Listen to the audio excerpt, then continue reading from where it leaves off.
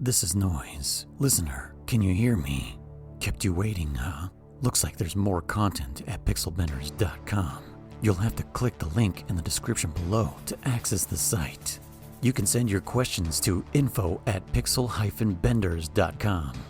If you would like to leave us a message, our frequency is 209-791-0995. Got it? Okay, you're ready to go.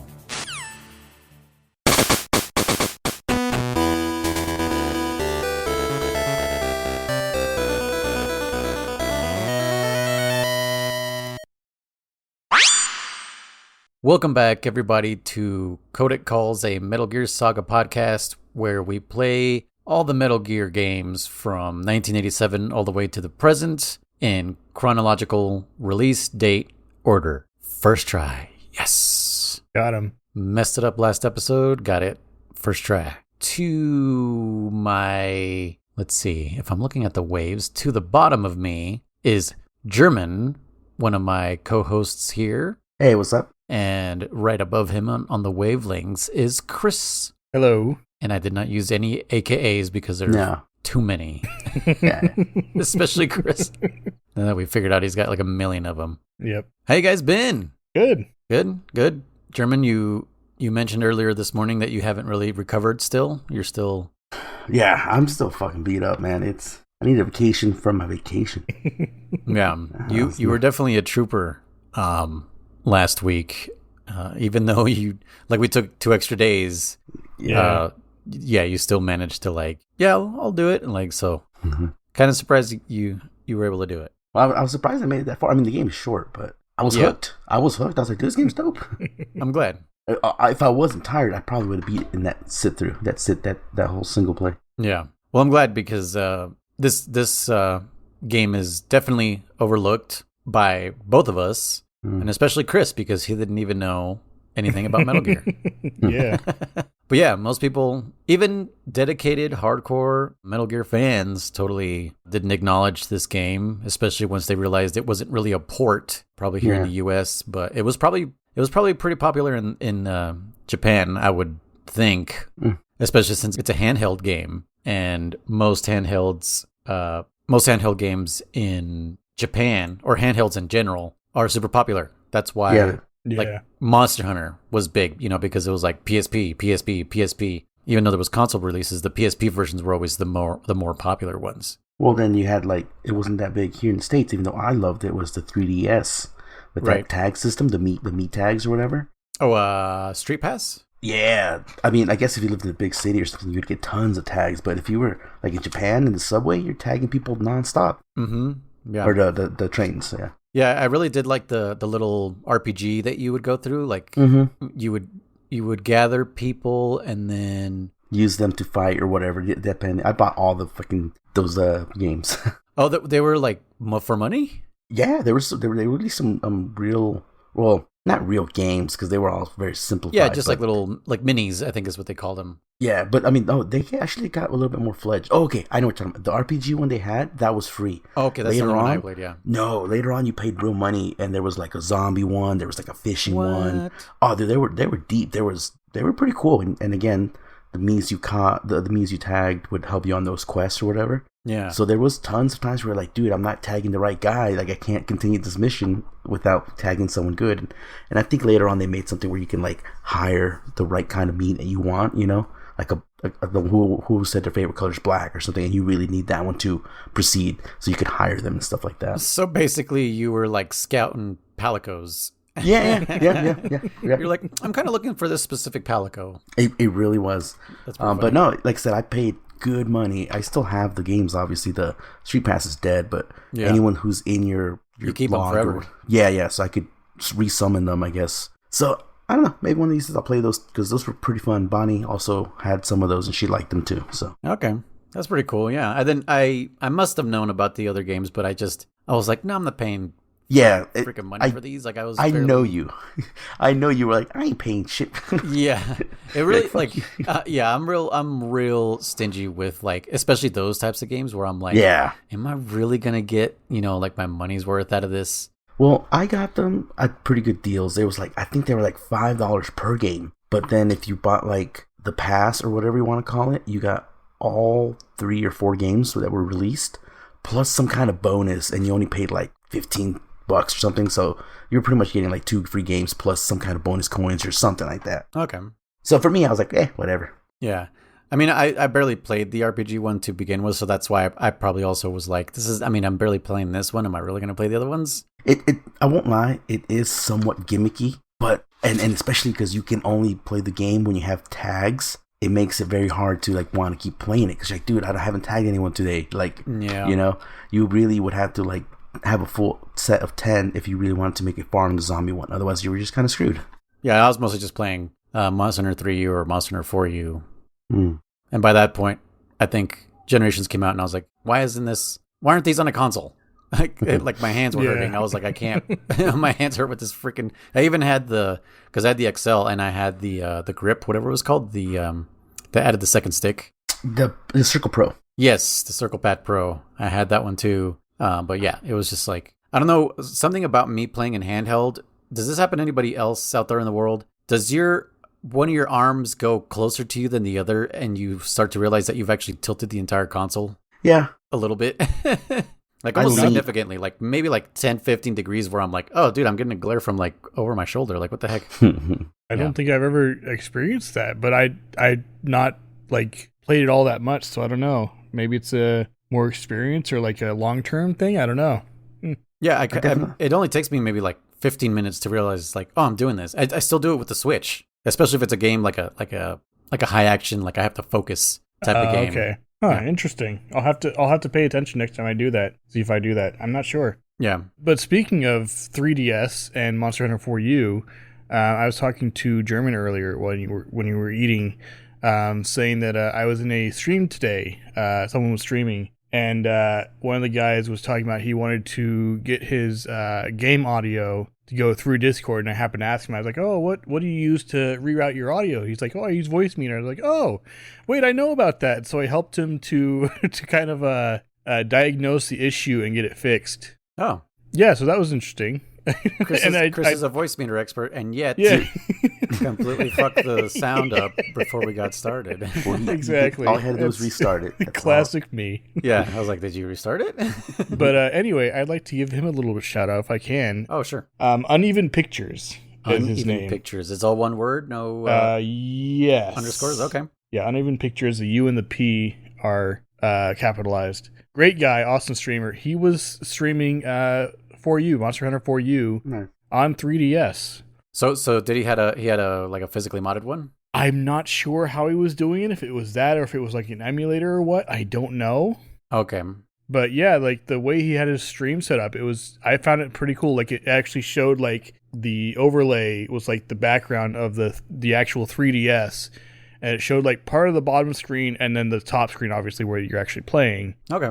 But yeah, I thought it was pretty cool. And I don't think I've ever seen anyone stream from a 3DS before, or at least stream a 3DS game. But yeah, I actually met him through another friend of mine, another streamer I watch regularly. But yeah, shout out to Uneven Pictures. And I told him about this podcast we do. I didn't tell him what we do, that I'm part of a podcast because I mentioned the whole V-Band thing. But yeah, shout out to them. I guess link will be in the description or whatever. Yeah. Looks like Chris is recruiting one at a time on Twitch. Yeah. Hey, do you need help with your voice meter? Also, we have a podcast. You'll get a free shout out. Yeah. Hey. What I can't say this right, but what is it? Pro, whatever that is. Quid pro quo. There you go. This for that. Yeah. Yes. Quid pro quo. Took me a long time to understand what the hell that meant. I think it wasn't until like I was like, I should probably Google this to understand what this is. Mm-hmm. Yeah. Probably early 20s, late 20s, somewhere around there. I was like, I need to know what this means. Sounds about right. Yeah. Anyways, welcome back to the Metal Gear podcast that we do. Yeah. We talk about everything except for Metal Gear. That's all right. I do kind of feel like our other episodes are just like, all right, jump right in. And we don't kind of like say hello to each other, even though I spent the entire day with German today. I hate that. Yes. Yeah, I had my brakes, my rear brakes replaced in my work van. And so I was, not technically working on my own job. So I was like, I asked my soup, I was like, hey, can I just ride with German? And he's like, yeah. And so I just helped German the entire day. Yeah. So hi, German. Hey, what's up? Good to see you again. Yeah. Right? It's been a while. Let's jump into it. It sounds like you guys beat the game. Yep. Mm-hmm. I got your guys' finish screens. Which did we share our? Oh no, there was no finish screen in VR missions, right? No.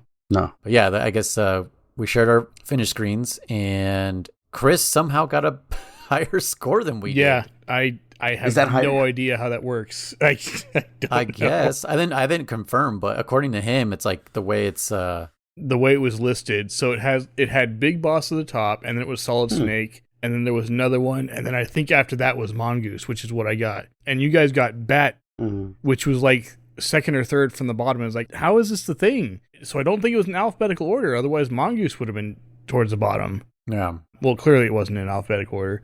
But yeah, so I don't know if that's like the official order of like highest to lowest, or if it was just a random order the person had listed, or what. I have no idea.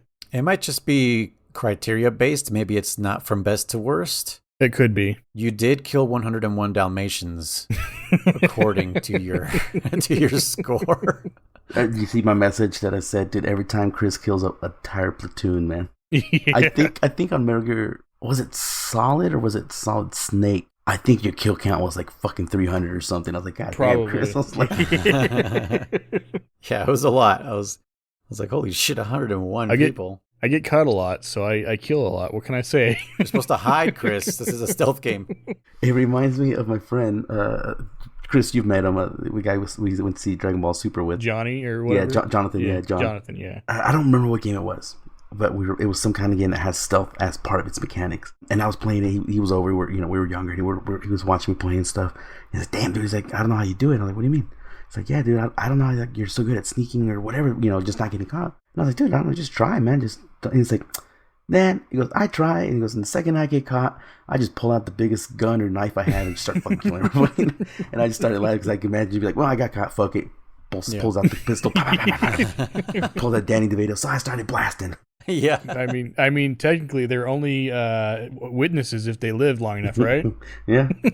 Yep. I think that's how I was playing, because I didn't finish it a second time, but I did, because I went back to, by the way, you can stage select even before you beat the game. Oh, really? So you can stage select any levels that you've completed. Oh. But yeah, I went back to see about the box, the yellow box. You can totally miss it, because I started that level right away, and it was in a room to the west somewhere. Okay. Because I was like, oh, I don't remember this item box here. What is this? And I was like, oh, it's the yellow box. So I'm guessing the same thing for the, what was it called? The 5.6? Yeah, the gun? 5? Damn. Oh, yeah. 5.4, 4.5? 5.7 maybe?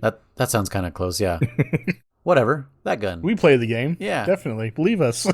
Yeah, honestly, I'm mostly going to rely on you guys because it's fresher in your guys'. Yeah, it's the 5.7, right? 5 and 7, I think, or something like that. Okay. Yeah, I'm going to rely mostly on you guys for the gameplay because, like I said, I didn't really play it again. I'd beaten it last week and I was busy with other stuff this week. But yeah, so you can totally, I'm guessing, yeah, that gun is somewhere for you. If you need it, it'll show up. Later on, yeah. And then I was talking to, we talked a little bit about the game, Chris. Sorry, when we were hanging out all day.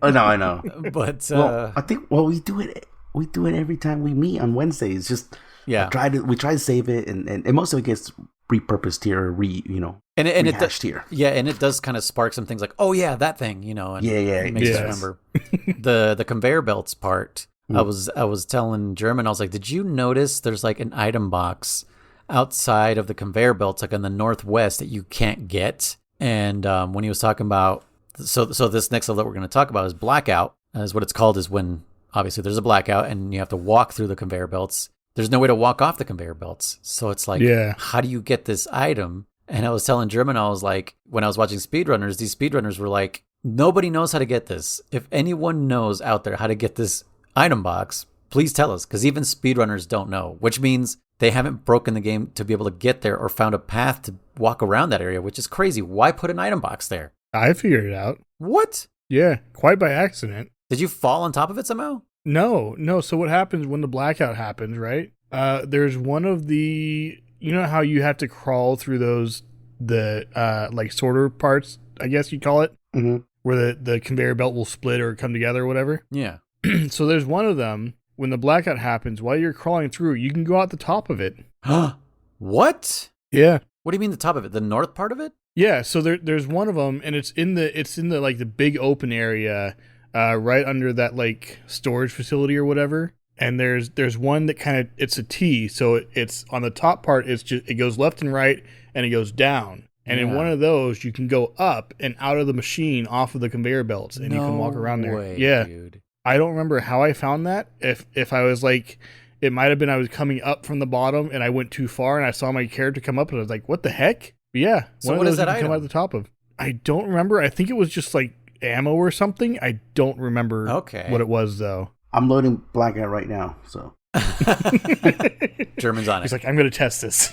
This is crazy. I'm wondering if now I'm wondering if these speedrunners were trolling the viewers. Like we know how to get this, but we'll mention that. Well, I mean, if you're speedrunning too, you're not focused on exploring all that much. No, that's exactly what you're doing when you're speedrunning. Yeah, that's true. Yeah, everyone's looking for strats. Yeah, that's so crazy. I'm wondering. Yeah, now I'm wondering if they're just fucking trolling the viewers because they're like, if anybody knows what that item is, there, let us know because we don't know how to get it. And when they said that, I was like, that's crazy. I feel like you would have been able to glitch that out. Yeah. Anyways, so yeah, the Blackout is that part where so you meet Jimmy, who is a 1990s rapper in a puffy coat named Louis Armstrong. Yep. Yeah. And you guys hate him. You guys are like, fuck this kid.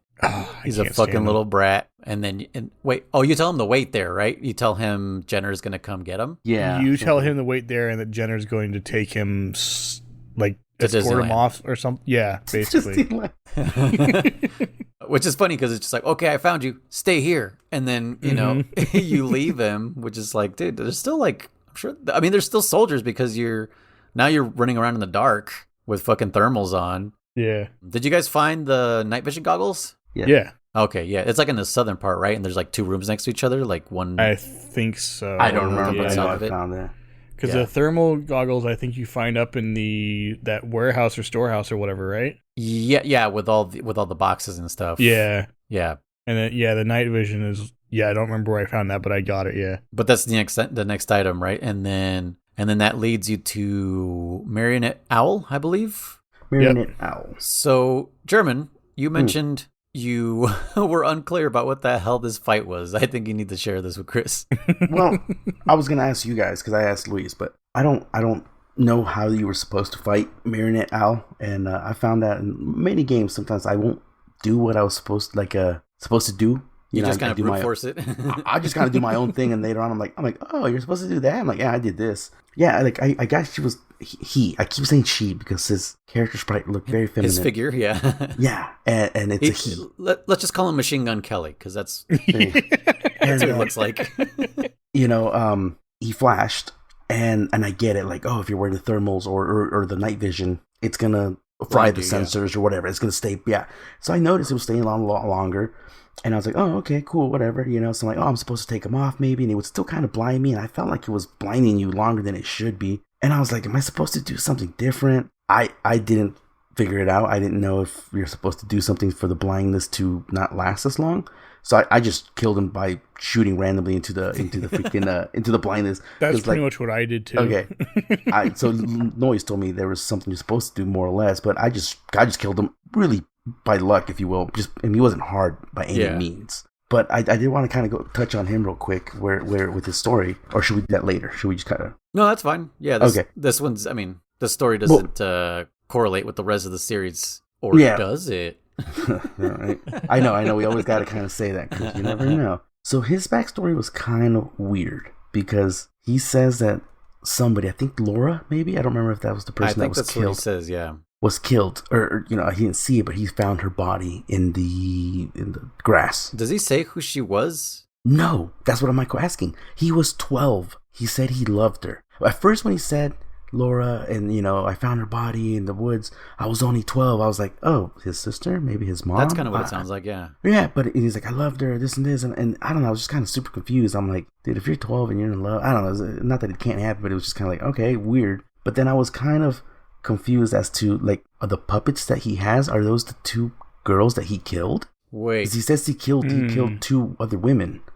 He says he's like, I found myself becoming a killer myself or something. I want to say he talked about something about like Something about snakes' teeth, and they would fit well in his puppets or something. No, at his thighs or his calves. That's the calves. what it was. Yeah, he's like, your calves are really nice. I'm gonna use them for whatever puppet. They both had names. So it kind of does allude to that. Yeah. Okay. So I think this is one of the texts that I completely skipped and didn't go back to and read, because I remember Chris was saying, "Oh, if you think Slasher Hawk, Slasher Hawk story is like sad. Wait till the next one." Well, I won't lie. I still found Slasher a little sadder than Owl. I mean, because it wasn't clear on who this person was that was killed. Not that it should matter too much. Someone got killed. It's very sad. But then it was just kind of odd that he's like, it really jumped into like, I was sad or hurt or whatever, and then like all of a sudden he's like, I found myself becoming a serial killer myself, and then he just says like, I killed. It doesn't say if he met them, at least unless I skipped it, but it just says I killed them, and then he joined Black Chamber. I kind of didn't really understand that part a whole lot, but it was like, why did he kill him? Like, it was like so that he wouldn't lose them. He said he loved them too, but he had to kill him or something like that. It was like, why? So he wouldn't feel the pain of loss again? I don't know. It was just kind of weird.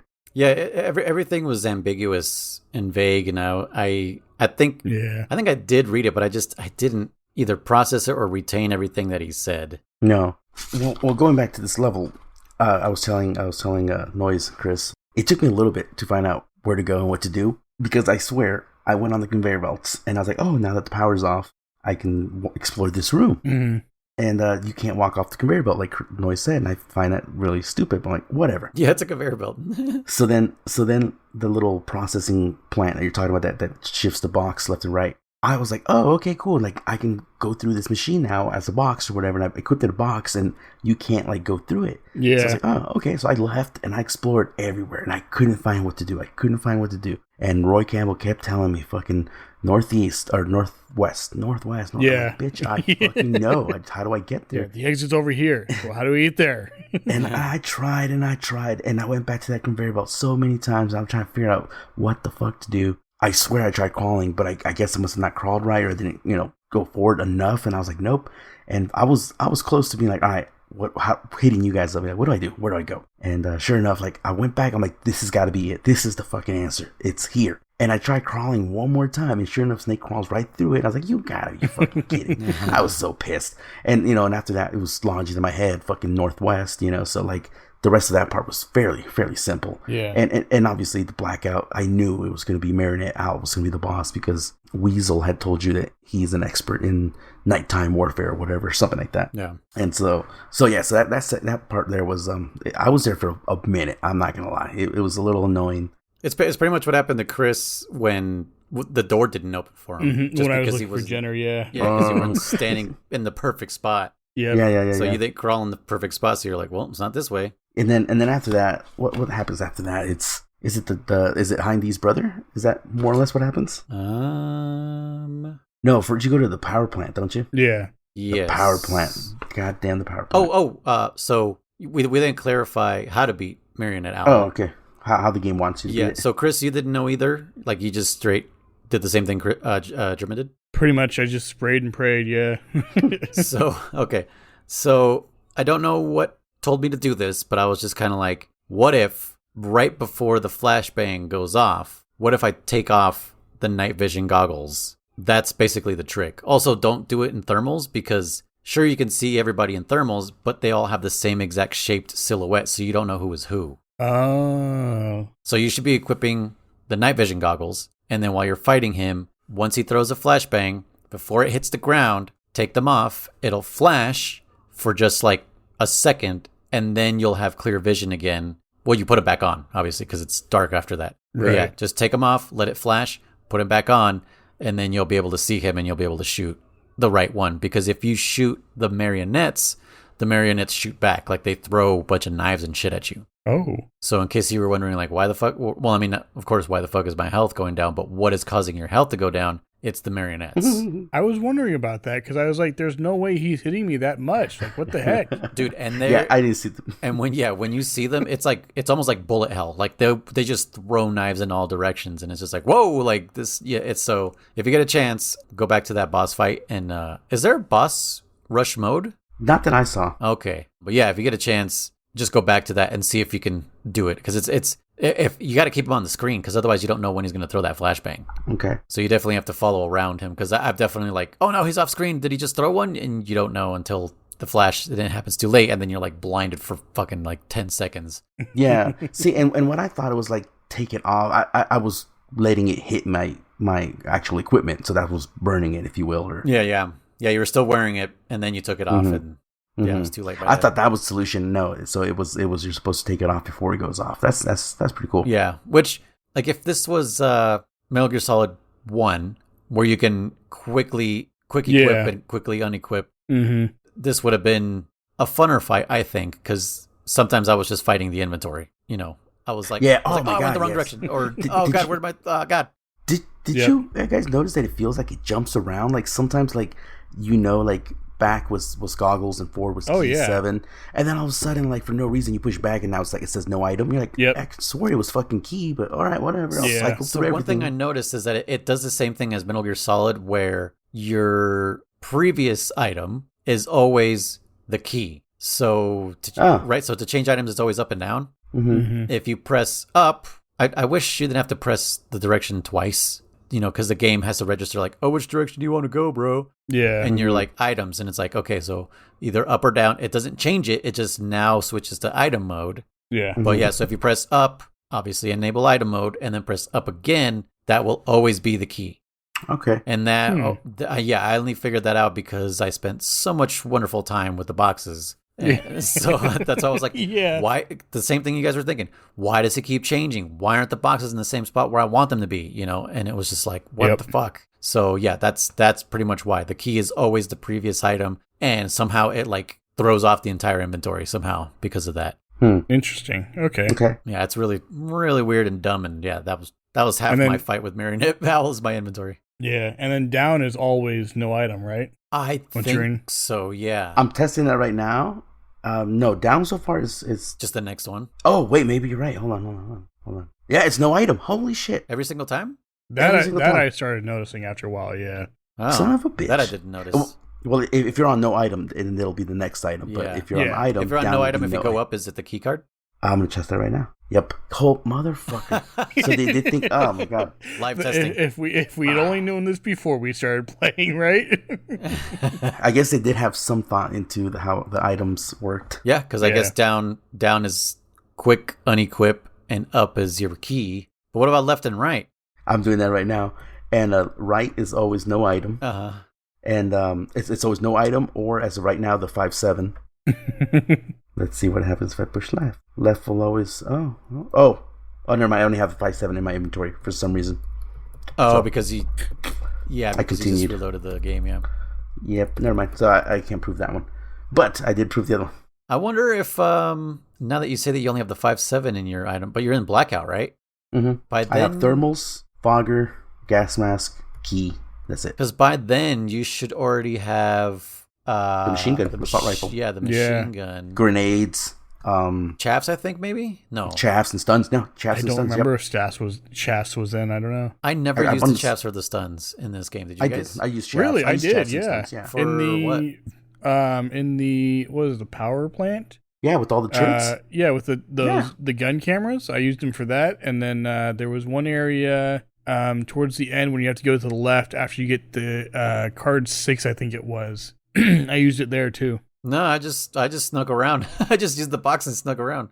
The auto turrets? Well, I didn't have to walk in front of them. I don't know when you guys had to walk in front of the gun turrets. You know what? I think the range, Chris. So when you're using the Kitas. You know what? You're right. There is a spot where there's an electrified floor, and there's a gun turret that's unavoidable. You just plow through it. Yeah, because by the time I realized it, I already got shot. So I was like, just keep going, and I just got shot like maybe 2 or 3 more times. And I was like, fuck. There was plenty that I plowed through, but there was some section like I'm just gonna use the chaff. Yeah, I should use the chaff there now that I think about it, and I think that was in the back of my head. But what about stuns? I use stuns just for fun. I never used stuns. No. Yeah, I did for fun. They're cool. They actually. Yeah, I did for fun one time because I was like, "There's too many guys on the screen." I just fucking threw it.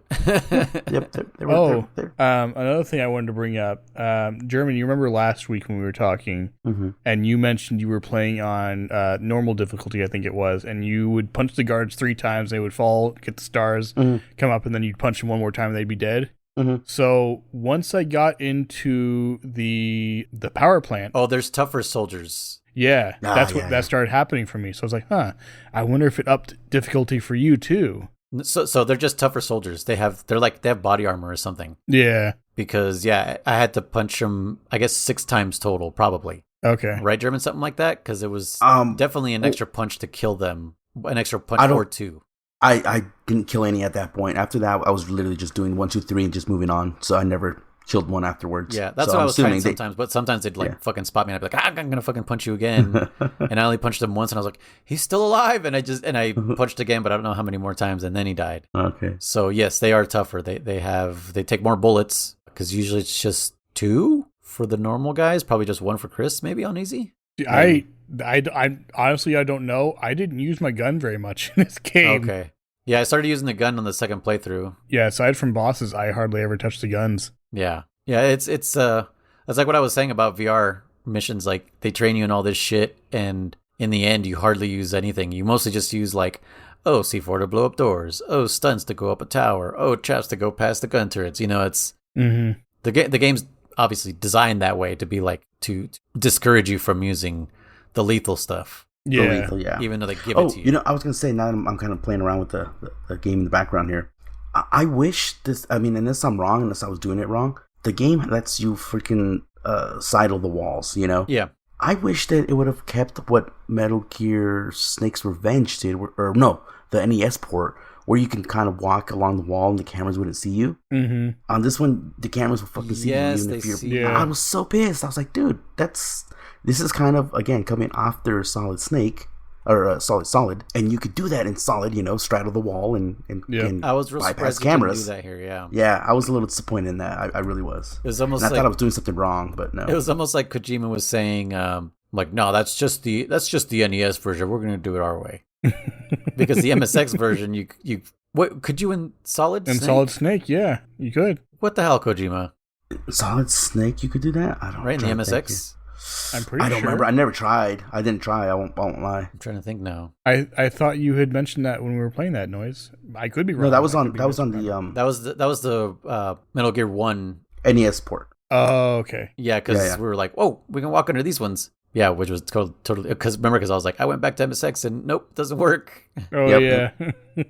So I never tried it on Solid Snake or Snake's Revenge, so I don't know if it works on those. Yeah, I don't but know. On this one, it should totally work. You can freaking hug the wall. Come on. Yeah, this is definitely after that. So is the power plant the part where, speaking of sidling, the first part is you have to sidle between like 2 containers? Mm-hmm. Yeah. Okay, so that's the power plant. I believe this is probably, we haven't really spoken about it, but this is probably all of our favorite area.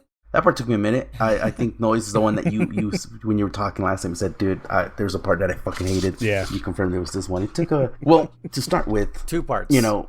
2 parts for you, I guess. 2 parts for you. I guess, Chris, he got stuck. I don't know if you got stuck on the part where you got to shoot the Nikita and go around the building from the outside. Did you figure that out? Go around the building. Yeah, there's like a big pit, and it's like you can see the grass clearly on the other side, and you're supposed to shoot the Nikita and go all the way around. Because there's no other way to destroy the panel. No. I remember seeing that part. I never shot a Nikita out there. How the hell did you do it? Had to have. You're talking about in the power plant, that Nikita, because there's multiple panels, right? Floors? Yeah. There's no way you found a way to do it without that. I never shot one outside. I'm pretty sure. I'm 90% sure. No way, dude. Because, let's see. I remember, oh my gosh. I remember I found one of them by accident, like the way I was supposed to go. How did I do that? I don't remember. How did you do it? But I'm 90% sure I never shot one outside. Like, well, it's just like literally just outside the stage. It's like the southern west part of the map. Mm-hmm. Yeah, I remember that part. Yeah. Yeah, and the only way to get to this panel is to shoot a Nikita outside because there's outside access here. So you go west and then south and then east and then across another pit going back north, and then you can destroy the panel. Dude, if Chris made it without... No, there's no way. Well, I don't know. You're the one that's seen speedrunners, so maybe there is a hang on. So the pit that you go across that's north, is there another path there? Dude, that place is a maze, man. Yeah, because I think I know what you're talking about, and that's one of the areas I found by accident. There's if it's what I'm thinking of, this path leads to the right, which leads to stairs, which takes you upstairs to a room that you can get to from the top floor, from above that area, and that's how I found that. I went down, and then I just shot across that thing from, because I'm 90% sure I know what you're talking about. And I just went to that area right below where that other hole is, and I shot across there and then guided it from there. So yeah, you don't have to shoot from over that side. Now, I'm not saying my way is like a speedrun strat. It might have taken longer to do it that way. Maybe yours is a speedrun strat. But yeah, I know exactly what you're talking about, where you were where you shot from it, because the path down that you... Oh no, it wasn't. I wasn't before it. I was on top of it. That's what it was. Because there was one point where I was like, "What are these holes?" I didn't think they were like just holes in the ground. So I was like, "Does this take you like to a secret tunnel or something?" Like the way in Blackout, you like yeah. So I ended up dying in that hole, and I was like, "Okay, that's not a thing, but okay, you know." I did jump into one myself, which completely threw me off, because when you were doing the Blackout part, you jump down those holes into other floors. So you'd think it's the same thing. But no, but you were upstairs. True, yeah. And in this one, these holes are on the bottom floor. Yeah. But I still figured maybe like a secret basement or something. I don't know. Yeah. Anyway. So Chris found the fucking item nobody can get in Blackout. And then he also bypassed the... quite by accident, I might add. On the outside. and let me add this real quick. Dude, now that I know that fucking up is the key card, oh my god, it's so much fucking... I know, right? Once you figure that out. I probably should have said that on the group chat, like, hey, by the way. Yeah, that would have been nice. I don't remember where I discovered that, but I was like, oh, hey, it's kind of like Metal Gear Solid. Fuck, man, that's so nice. But yeah, no, I didn't have to shoot out of that area at all, so I don't know. Okay. You're gonna have to like... Definitely show us. Yeah, reload that. Record it or something, because I'm like, what? Anyway, so Noise, I thought another part that maybe you got stuck on, and I don't know about you guys, I was stuck on this next part for a minute too. The goddamn vent that's in the basement floor that doesn't look like a vent. Isn't that the first time you go in a vent, right, in this whole game? I think so. Yeah, because it takes you past the gas room, so you don't have to go through the gas room. Is that what you're talking about? Oh, yeah. Is that what I'm talking about? I don't remember a gas room. I just remember... Because there is like multiple vents in this. Yeah, I think this is the only level that has all those vents. It only has vents. But I'm talking about... Well, at least the first one, I was trying to figure out where to fucking go forever. I couldn't figure it out. And the vent I'm talking about was near the bottom of the basement one, where the main turbine is or whatever. Yep. And it's on the right lower corner near two like pitfall traps. And it didn't really look like a vent to me, honestly. Like, I noticed that Snake was acting weird around it, like it couldn't wall press on it. But I just thought it was just some background decor, because, they have fire extinguishers in the background and stuff like that, like panels and stuff like that. Yeah. So I thought it was just some kind of decor. And I couldn't figure out what the fuck to do. And I was like, dude, where do I go? And then finally I was like, dude, is this something? And I freaking crawled in it, and it was a fucking vent. I was so fucking pissed. I was like, dude, that's another freaking like 30 minutes lost. That's interesting, because I almost immediately recognized it as a vent, and I was like, oh, something to crawl into. Classic German. There's a door staring at him right in the face, and he's like, nah, couldn't be a door. But and then I think the next part is the one that I think got all of us was the 4 fucking pillars. The C4. And they're randomized. Oh, are they? Are they? Really? Yes, they're not the same. The only reason I know that is because of the speedrun, where as he's going into the plant, the speedrunner's taking note, and he's saying, okay, there's one here. And then he goes in another room, and he's like, okay, there's another one here, so that when he has to go back for the escape, he knows where they all are. Interesting. Yeah, because I was like, also, they describe them as pillars that have cracks in the foundation. Something. It says something about the corner is missing. Yeah, it was so dumb. But cracked. So my brain is looking for like debris, broken cement, or something. Oh, okay. To me, those missing, because it is missing cement, and all you see is like, I guess would be the rebar or something. Yeah. To me, that just looked like, just more part of the building. Like maybe this is conduit lines or something. So my brain wasn't. I literally had to look that part up because I was like, I don't know what the fuck you guys are talking about. And then you didn't use the thermal goggles? What? Yeah, Oh, yeah, I you didn't don't remember who I talked to. you can use it. Colonel. Yeah, was it Colonel? Okay, Colonel. you can. He says, yeah, if you use the thermal goggles, they'll stick out. Oh my god! I called everybody. I guess I didn't call the Colonel enough because every time I called the Colonel, he's like, "You got to find the pieces, blah blah blah." Like that's all he said to me. Yeah. Weird. Nope, they stick out. So in my experience, when he says that in that room, he tells you that if you look down, one of those columns is there, and for me, the corner was missing. So I was like, "Oh, this must be one of them." I think that one is always one for everybody. Oh, okay, I see. Because it's in that first spot where the cutscene happens, right? Where the cutscene and he talks to you, and then just south of that one's missing. Yeah. And so I was trying to place one there, and it wouldn't let me. And I was like, what the hell? What's going on? And so I was like going around like looking for other clues and stuff. And that's when I called him again. He's like, yeah, use your thermal goggles. And I was like, oh, okay.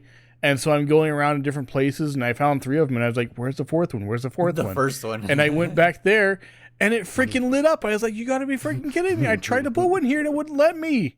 It kept giving me the error sound. And so it must have been one of those things. It's got to be pixel perfect. Yep, I was going to say, you probably weren't. It's funny you say that because it did do the error sound for me too. And I was like, what the heck? And I pretty much did the same thing because once I learned what it was. Yeah. Because I had to look like a video. Oh, no, not a video guide, but like a picture guide. And they're like, these things. And I was like, okay. And I did the same thing you did. So I put it on there and it gave me the error. And I'm like, okay, I'll try to look for another one. And then when I worked on the other one, I was like, what the hell? Like this totally is one. And then I went back and then it let me put it. And I was like, okay. But no, not once did anyone fucking tell me about the thermal goggles. I was like, no, Colonel tells you, but I will admit as well, it's not clear, man. He tells you these 4 pillars, but it makes it sound like there's only, there is only 4 that you got to put, but it makes it think like there's only 4 in the whole fucking mission or the room. There's like what, total of 6, 7 of them, something like that. I think so. And it said not all of them are the ones you can blow up. Well, and what's funny is they're not all on the same floor either. Nope, that's the other thing. No, they are all on the same floor. Are they? Yes, they're all on. It's either basement 1 or first floor. I forget. Oh, okay. But that's how you keep track because you keep changing floors. I found one on first floor, but I could be wrong. I think that's the floor you're on. I don't know if it's no, basement 1 or because it's where the power plant is. So you're basement 1. Okay, so then they're all on basement 1. Yeah, because they're part of the foundation. It wouldn't make sense if those pillars were on first floor or anything like that. Yeah, I'm like 100% sure that because that's what Campbell kept repeating at me. He didn't say anything about thermals, but he kept repeating like they're all on the basement floor or whatever floor he's fucking said. No. Well, so he repeated that to me as well. Mm-hmm. But I also kind of feel like Chris. I feel like I found one on the goddamn first floor. But again, the map is not very easy to follow. Yeah, this one was very confusing for me too. It almost felt like the first time, like the tower at the beginning, like it was much harder to familiarize yourself with this one, and then especially when you have to avoid electrical water now too. Yeah. Which it wasn't until the second time when I was like in that area where I was like, how can I tell which one's electrified and which one isn't? And it's you pretty much just have to memorize it because you don't always see when they're touching the electrical floors. Yeah. So you kind of just have to be like, okay, this one does touch water, this one doesn't touch water. And not to mention if they're touching like one of those cabinets, and it mentioned this like a power plant. So I almost thought of it like a server room or something. Yeah. Mm-hmm. Those green cabinets, if it's touching one of those, it's also electrified. Yep, green cabinets. You can blow those up, right? I did not. What? You can blow them up. Yeah. And you you know what? I did shoot one on accident, and it like the texture changed. Is that what you mean? It just changes? No, it deactivates and then you can run to the puddles. No way, dude. What? You can blow them up with a grenade. Oh my gosh, that would have saved me so much annoyance. Works, and I believe, man. But I don't think C4 works because C4 you can't push it up against walls like you can in Metal Gear Solid. It's only on the floor. So it's only on the floor near it. So unless I didn't get the pixel perfect, C4 didn't work. But I know for sure grenades blow them up. Again, interesting. There was one part where I killed the guards and I blew again. There's no guards on screen, but you throw a grenade and it sets an alert. So I was like, well, I'm already caught, so I might as well just go around and blow all of them up. So yeah, I didn't like that when there was explosions and there's clearly no soldiers around. Right. The alarm still goes off. Like, does that count as an alert?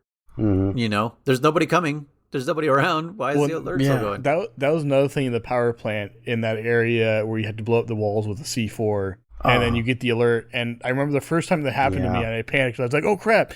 And I ran into the next room. And I didn't realize this until later. Had I just stayed in that room, no guards come in. They just don't come in. They don't investigate and nothing. But if you go into the other room, they will come from that room and chase you. There's no guards in that room. And if you stay there, you're fine. But if you leave, they come from that room and chase you. Where are they coming from? Yeah. Oh, man. No, there was something else.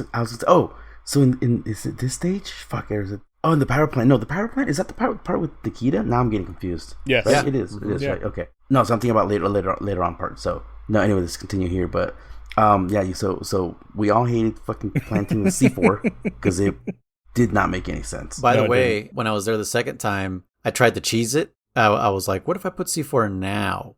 And then, of course, the first thing you encounter is the elevator. So I pressed the button to call the elevator, and it blows up the C4, and I was like, what? Like, why is it doing that? And so I guess it's a scripted part when you're putting C4 on all the things for the actual blowing up of the foundation. The detonation button doesn't work. Interesting. So they turn it off so that you can call the elevator without detonating the C4.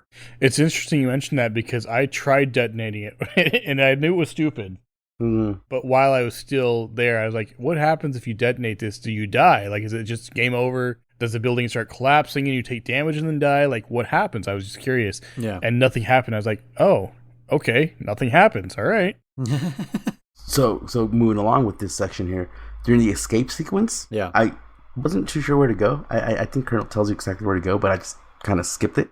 I kind of went all over the place. I took a screenshot of it. I made it to the exit door with exactly 1 second left, like 1 second, and like chump change for the milliseconds. Jeez. I was like, dude, I almost fucking. So I wanted to see what happened if it blows up. You'd get a special cutscene. You don't, because then I was playing on emulator, so I rewound it a little bit, and then I just let the time run out, and nothing happens. It just goes to a game over screen. I was like, man, I kind of wish I would have seen a little cutscene of the building blowing up. But yeah, I was like, dude, I barely fucking made it there. Is this the place also where you have to sidle a lot? Like to get in between all these things? Yeah. That was a hell of a puzzle. I hated that. Yeah, because they're all kind of weird. Like I had to look up a guide for that part. Because the very end, I could not figure out how to get there. I could have sworn like I'd gone everywhere. Right, like how do you get to the northwest? Yeah. Yeah, and then I looked at the thing and it's like, oh, just go up here. And I was like, I don't know how many times I've been through here. I did not think of going. Yeah, that up, one so little middle part. Yep. It did not look like it could sidle in between those two because it was like offset. Yeah. And I was like, well, clearly I can't go there because it's just going to stop me, right? Mm-hmm. No, that's where you're supposed to go. Yeah. And I remember, oh man, I don't know how long it took me. I must have been doing that for like 30 minutes. And I got to the point where I was like, I'm going to turn turbo on because this sidling takes a fucking while. So every single time I was sidling, I was just like, turbo, turbo, turbo.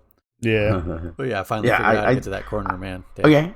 Okay, well, for confessing, I did turbo when they're crawling through the vents. If we're confessing, so, like, fuck this. Me too, yes. That's fair. Like, yes. I ain't crawling through this shit. Fuck that. The vents, I mean, crawling the first time, sure, like, all right, but if I have to keep doing it, especially when I was lost and I was going so back and forth, unnecessarily long. Yeah, just, and in my mind, I told myself, I was like, you did it through Metal Gear Solid, like, you should have the patience for this one, and I'm like, yeah, but I don't. Exactly. Yeah, but I don't. I said the same fucking thing. No, not for 2D, man. Like I did this already with Metal Gear 2. Like I should, but I'm not doing it here, man. Like yeah. Not that the game isn't worth it. It's definitely worth it. Oh yeah, But yeah, when you're lost, you're just like I want to get past this. Yeah. Yeah. Especially when you just die somewhere doing something stupid. Now you got to start all over again. Yeah. Oh, that's just me. Yeah. Where's this hole go? On the first floor. What happens if you detonate this while you're still here? Oh yeah, they were gonna leave you like for dead because you had to stop Metal Gear, and Mei Ling was like, no, you can't do it, and Snake was like, I have to, like, yeah, like he was actually sacrificing himself right there for sure. Yep. Did we talk about that Metal Gear actually launched a nuke? Not yet. That happened way before this. This happened. When did this happen? Just before this part, right? Yeah. Oh, was it? Yeah. Just so like after Blackout and before the plant? Because the blackout happened, and that's why you go to the plant. It's to stop because it was powering up. Yeah.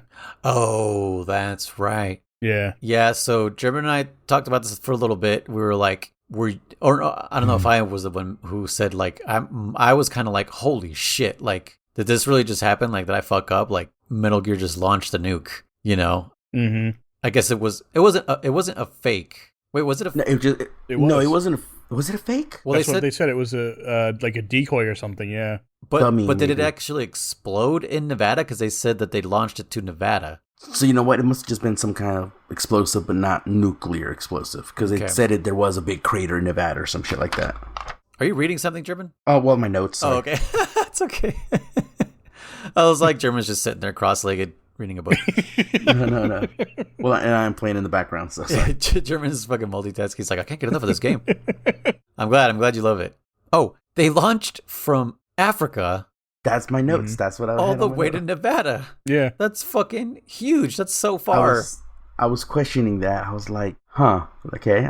Just the thought about no one could intercept it from there to Nevada. It has to cross the entire United States. Well, so the reason they were saying it can't be intercepted, or at least this is kind of what I gathered from it, is because they're launching it from a railgun. It's not using like a rocket, like most missiles do. So they can't detect it. They can't see it coming. That's right. Because most intercept systems, you look for the trail, and then you can kind of plot from there, like, oh, this is where it is. We can intercept it. Whereas if it doesn't, it's just something flying through the atmosphere that's too small to see by radar. Okay. So, yeah. So if I may quote German from an earlier episode, good job, Chris. You paid attention during the cutscene. Yes. No, and I had that on my notes as well. But okay, even if you can't track, because I did take another little video, and I was going to send it to you guys, but I didn't. When the general posts, when your colonel sends you the video that the general just sent to the president.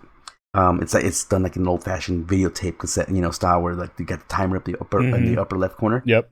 I kind of sat there and said, I'm gonna let this timer keep playing just to see what happens, just to see if it maxes out. Not letting the text go by.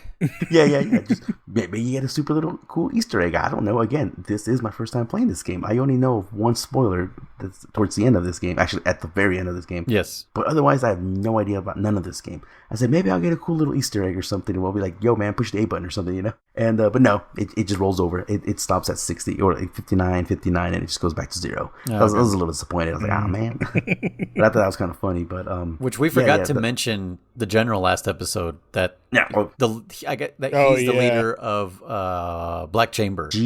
No, he's the leader of GFL. That hired. Oh, that's right. That's right. And we didn't even talk about GFL either. So no. What does GFL stand for? I don't know, man. Good fucking luck. Good fucking luck. Oh my god, what does the G even stand for? I'm trying to remember the name of the place.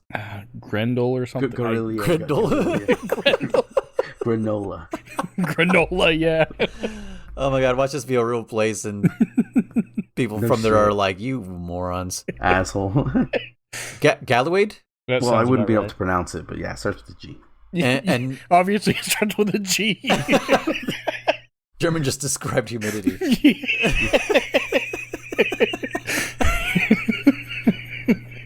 God damn. Oh, I'm trying to look it up. Something Liberation, right? Yes, Liberation Front. Let's just say so that. Front. No, because it's GFL. Oh. No, hold on. No, it's German with the dyslexia coming in. GLF. It's GLF. Oh, it is GLF? Yes, it is. So the Galloway Liberation Front? Maybe. Okay. So it's not good fucking luck. Okay. No, good luck fucking. Fucker, I guess at that point. I have the transcripts here, so I should be able to pull up anything I need. But yeah, we forgot to mention that as part of the story last episode. Oh, yeah. It was. We did not talk about that. Yeah, it's so funny. Yeah, the GLF or the GFL. The leader is a general. General what? You said his name earlier today, German. Did I? Yeah. Anyway, I don't remember it. That guy is in charge of GFL and bringing in Black Chamber. Thank you. I don't know why I keep fucking forgetting that. It's such a weird like Black Ops unit name. It is really. It doesn't like roll off the tongue the way Foxhound does. Am I the only one who from their names got Mega Man vibes? From their names, from not so much from Foxhound. These ones more, yeah, you're right. These ones are more. I almost said no. Yeah, Mega Man is what you said, right? yeah. Especially Slasher Hawk. Like I can picture that as a Mega Man boss. Actually, even Pyro Bison to me. I just Pyro Bison, some freaking robot bison with marionette owl. Mm-hmm. Yeah, actually, yes. And then what's the other one? We're missing one more. Something Black Arts Viper. Black Arts Viper. Yeah. The names are very Mega Man. Yeah, more than Foxhound, because Foxhound is like verb animal. Mm-hmm. Yes. Yeah. But these are like marionette is not a verb. Yeah. Noun, right? Person, place, or thing. Yeah. Yeah. Yes. Yeah. That's more of a noun. Yeah, you're right. Yeah. Yeah, I don't know. They just sound like the poor man's Foxhound, and I think that's that's the motive, right? That's what they're like. We've been in your guys' fucking shadow all this time. Fuck you guys. Which again, that to me always still kind of pisses me off. Any kind of trope or that being the motive for any character is like just revenge. Like really? Well, not just revenge, but revenge on a guy who didn't do shit to you directly. Yeah, it's like because of you, my guys were killed because blah blah. I didn't do shit, dude. Like what the fuck? Right? Like what the fuck's your problem with me, dude? Yeah, like even... just the opposite. He tried to stop them. Like what? It's like, bro, I'm a soldier just like you. If it would have been the opposite and you had gone first, then they would have killed my ass. You know, it's like what the fuck? Yeah, it makes me think of Cyborg Ninja Frank Yeager saying, because Snake is like, what are you here for, revenge? And he's like, it's nothing as trivial as revenge. And that's kind of what Black Chamber is doing. Like they just want revenge for something that Snake had no fucking control over. 100%. Again, Colonel, as it turns out, big spoilers for later on, he was the one that led the mission that killed the entire Black Chamber division or whatever. Okay, take it on the fucking Colonel. What the fuck are you gonna kill Snake for? You know, like what did he had to do with anything? Okay, I got it here. It's Gindra Liberation Front. Oh, okay. Gindra. There's also because it's the name of the fortress is like Galloway or something like that. That's right. The country or something in like that. Gindra, which I don't remember if by this point they've mentioned that this is Outer Heaven. Okay, that's what we were talking. No, we haven't mentioned. Oh, okay, yeah, we haven't. But I think by this point they had already mentioned that this is Outer Heaven. Well, they had mentioned it, yeah. Well, in that prologue thing, I think they mentioned that. Really? Did they do it in the prologue? I think so. The 14-minute one that you watched? Yeah. Here's the name of the general, by the way. The general, his name is Agustin Agubon. That's his name. Agubon. Aguabon. Agubon. Agustin. Very non-catching name, but so here's where me and Luis kind of deferred on this, Chris, and this we want your input and anyone else out there listening. Luis thinks this is the original location of Metal Gear, of the original Outer Haven. That's because that's what they say. No, they say it's Outer Heaven, but Outer Heaven's a place. It's an ideal, Luis. It can be anywhere. No, but this is the exact location of the original one. It is an ideal, but it also says like this is where Outer Heaven was 7 years ago or whatever. The exact location. Yeah. Okay. I couldn't remember who said it or where I saw it, but I was like, because it like triggered something in my head where I was like, whoa, that's kind of crazy. And then especially when spoilers at the end, if you go left instead of right, you get to see Metal Gear TX from the first game. You know, all fucked up from when you destroyed it the first time. Wait, what? Yeah, you didn't know that? Yeah. Kristen, you'd see it? Oh, you went right, bro. When you get off on the final elevator, and your intuition tells you to go right because that's where you saw Metal Gear on your right-hand side. Yeah. If you actually go left, there's another door there. And then you go through another door. And then there's where it's Metal Gear's wreckage is right there. Oh, weird. Yeah. And to me, that was like the smoking gun for German. And he was like, no, but they said they recovered it. And I was like, no, they were sent to recover it. So I kind of looked into the transcripts on that. So, but hold on, real quick. So German's on a dot matrix printer. Yeah, looking at the transcript. So you freaking you see the Metal Gear there, and does Colonel call you, or as an auto call, or you call him? But either way, you talk to Colonel, and he's like, "Snake, is that?" And he's like, "Yep." And he's like, "That's the Metal Gear you destroyed, 7 years ago, or whatever the fuck time frame." So I was like, "Dude, that's dope." I was like, "Hell yeah!" So I thought that was kind of cool. If this was a PlayStation game, that would totally be a trophy. Yeah, I wonder. So, oh no, because it's not part of the collection. Oh yeah, it's not volume 2. It's not gonna be, man. Just burn your money instead of purchasing that one. It's just could be awful. Noise. Anyways, so 4 is not even gonna be on there. They're not gonna be able to do it. Not volume 3, but it can be on volume 3. No, it's gonna be on volume 4. When they're like, we tried many times. Volume 3 is just the handheld ones. Dude, I know. So, anyways, Black Art Viper, when you're talking to him, when you're fighting him, and Snake literally is like, he's like, I'm gonna kill you, blah blah blah. And he goes, but why? He says, like, what the fuck did I do? And it's fine. I'll tell you, I had it. Let me see if I can bring it up real quick so I can kind of quote it better.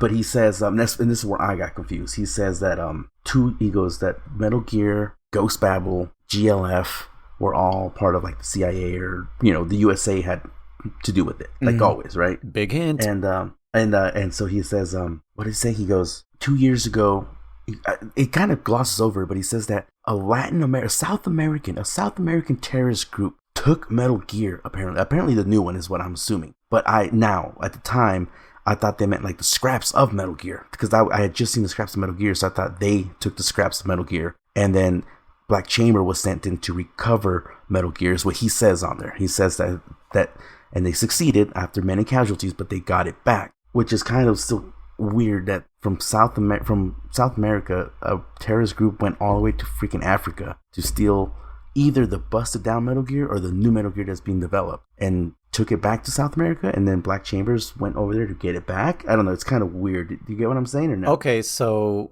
I misunderstood that too. So yeah, what you're saying now makes sense to me. They went to go recover the new Metal Gear. Is it the new one that they went to recover? Yeah, because remember what I was saying earlier today, off podcast, I was saying, why would they go try to recover Metal Gear TX when there's a much better Metal Gear? You did say, German, though, you were like, maybe for the technology, like the test data or something like that. The plans or whatever. Yeah. But that would be the only reason to try to get TX. But this makes more sense that if they were, quote unquote, maybe liberating it from whatever South American company took this new Metal Gear and they're recovering it.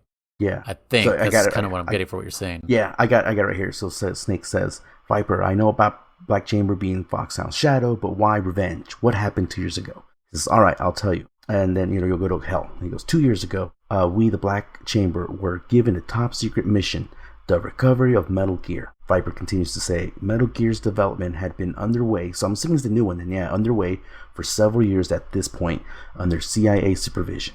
A South American terrorist group seized it 2 years ago, and Black Chamber was sent in, just as you were this time, to recover it. It says, we took heavy damage, but succeeded in destroying. Oh no, he says destroying. We succeeded in destroying Metal Gear, but the government was afraid, and that the fact that Metal Gear development would leak out. Okay, so they destroyed a Metal Gear in South America. He just said that. A South American terrorist group seized it 2 years ago, and the Black Chamber was sent in just as you were this time. Okay. And it says, we took heavy damage, but succeeded in destroying Metal Gear. So they did their own kind of like intrude mission, I guess. What is it? Intrude 388 or whatever it is? I forgot. Intrude 313 is Snake's mission. 312 was Gray Fox's mission. So anyway, it was a little confusing there, but regardless, you see that little section there. But let's jump back real quick and get back to the stupid turbines. And you destroy that stuff, right? Yeah. And then immediately after that, you fight Hindy's cousin, right? No. No? No, right after that, you meet up with Jimmy. Yeah. Oh, yeah. Mr. Jimmy. Oh, yeah, Chris. Oh, yeah. I when I was talking to Noise about this. Yeah.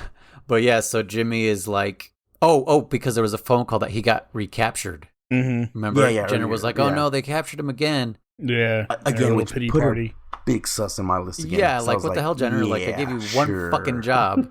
Like, just watch this kid. How hard could it be? Well, yeah, she's like, oh, I got confused or something, and then I turned around and he was gone. I was like, what? Get out of here. Yeah, why'd you turn around? Yeah. Yeah, he's not a toddler. He's a fucking 18-year-old.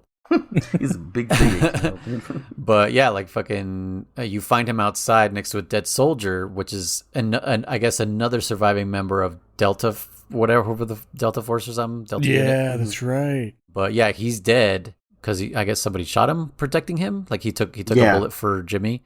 Mm-hmm. But before that guy died, he told Jimmy that Jenner wasn't there when they were all shot, and so that makes her even more sus. Like, so wait, is she not a part of Delta Force or whatever the heck it is? Like Delta Unit? Was she a part of it, or did she abandon them? Is she? No, she is a part of it, but she was given a secret mission among their mission. Yeah. Their mission was there to protect the libertarians or some bullshit like that. her mission was to destroy all the data on GLF. But we don't know that yet, Babel. right? No, we don't know. Okay, but we didn't learn that till like the end. Right, but at she this was point, part of Delta. Okay, but at this point, I'm saying we're sus because. Oh yeah. What, where the hell is she? Apparently, if she wasn't there, why did she say she was there? Yeah, so that made me question her. I was like, so wait, she's not a part of that fucking unit? Mm-hmm. And then I don't even know if at this point they start talking about the 5th member of Black Chamber. I think it was around this time that they did, yeah. Yeah, and then whenever they mentioned that, I was like, ooh, this is, okay, this might be the spy that they're talking about. That's right. They had mentioned it, and I love that section where Weasel kind of comes in again. He goes, what's his name? Yeah. Like McBride. McBride, yeah. Yeah, because Weasel is like, see, it's like there's someone within us. Like, shut up, that's not true, and then obviously Snake's like, who do I trust? And Colonel did say it. He says, Colonel says, don't let that get to you. It's just the enemy's tactic trying to mess with you, man. He's like, yeah. But yeah, Jimmy starts kind of like maturing pretty quickly. He wanted to change. Yeah, he's like, he wanted to change. Yeah, he's like, what does he say? He basically. He kind of has like an existential crisis the way what's his face does Otacon, where he's like, I was just used, I just wanted to make robots, and kind of the same, like Jimmy was kind of saying the same thing. He's saying that he wants to do good with the science that he knows or whatever. Mm-hmm. Well, what happens is Snake asks him, he tells him like, he's like, well, I destroyed the power plant, so Metal Gear can't fire a nuke anymore, right? Oh, right. Like that. Yeah. And he's like, the railgun, yeah, you can't use that, but it still has or something like that. And then kaboom, fucking blows up, dude. Well, no, he talked about how like there's satellites or something. No, Jimmy doesn't say that. Doesn't he? No. He says that Metal Gear can still launch a nuke, but how, I don't remember. Well, that's what's left vague. That he's like, the railguns can't be used, but there's still a formidable weapon because of or something like that. And then, I got the transcript if you want, I can look them up. That works. But yeah, his goddamn handcuffs explode, and like the cutscene barely gives you a chance to process what you just saw because it's like the handcuffs blink, and then it's just like white. Yep. And it's not until Snake says his handcuffs exploded. Like he describes it. Yeah. And then I'm guessing he's probably like holding him or something because it's probably not a huge explosion, but an explosion nonetheless that destroyed this kid's hands and probably the front of his body. Yeah. And he's probably bleeding out with no way to fucking help him. No shit. I got it right here. Okay. It says, Snake says, listen, I destroyed the power plant. Can they still launch a nuclear warhead? Jimmy says, yeah, that made the railgun useless. But besides that, Metal Gear can. And that's when he gets. Oh shit! So he that's doesn't. right. Yeah. No, yeah, he doesn't tell you anything. He doesn't tell him. And then Jimmy's last words. So, you were telling me noise earlier at work today. You were like, yeah, when you guys were bagging on Jimmy, because you beat the game before us. You were like, damn. Yeah, in my brain, I'm like, rip Jimmy. Yeah, because dude, it was kind of sad actually. Because he goes, it was really sad. It caught me off guard. This is all spaced out. So I'm reading a little faster, but it's like Snake. ... God, why? I thought I could start over. He goes, is it all over? And Snake's like, Jimmy. And Jimmy just goes, Snake, I want to go home. ... And then Snake just says, Jimmy. That's it. Over. Oh my gosh. I was like, damn, it's so brutal. It's like when Bubba dies in Forrest Gump. That's his last words. Man. I want to go home. Yeah. You know, Bubba didn't go home. He died right there on that beach. Have either of you read or seen the movie Of Mice and Men? Yes. Actually, no. It makes me think of that. I do know what happens to Lenny, right? Is that what you're talking about? Oh, yeah. Okay.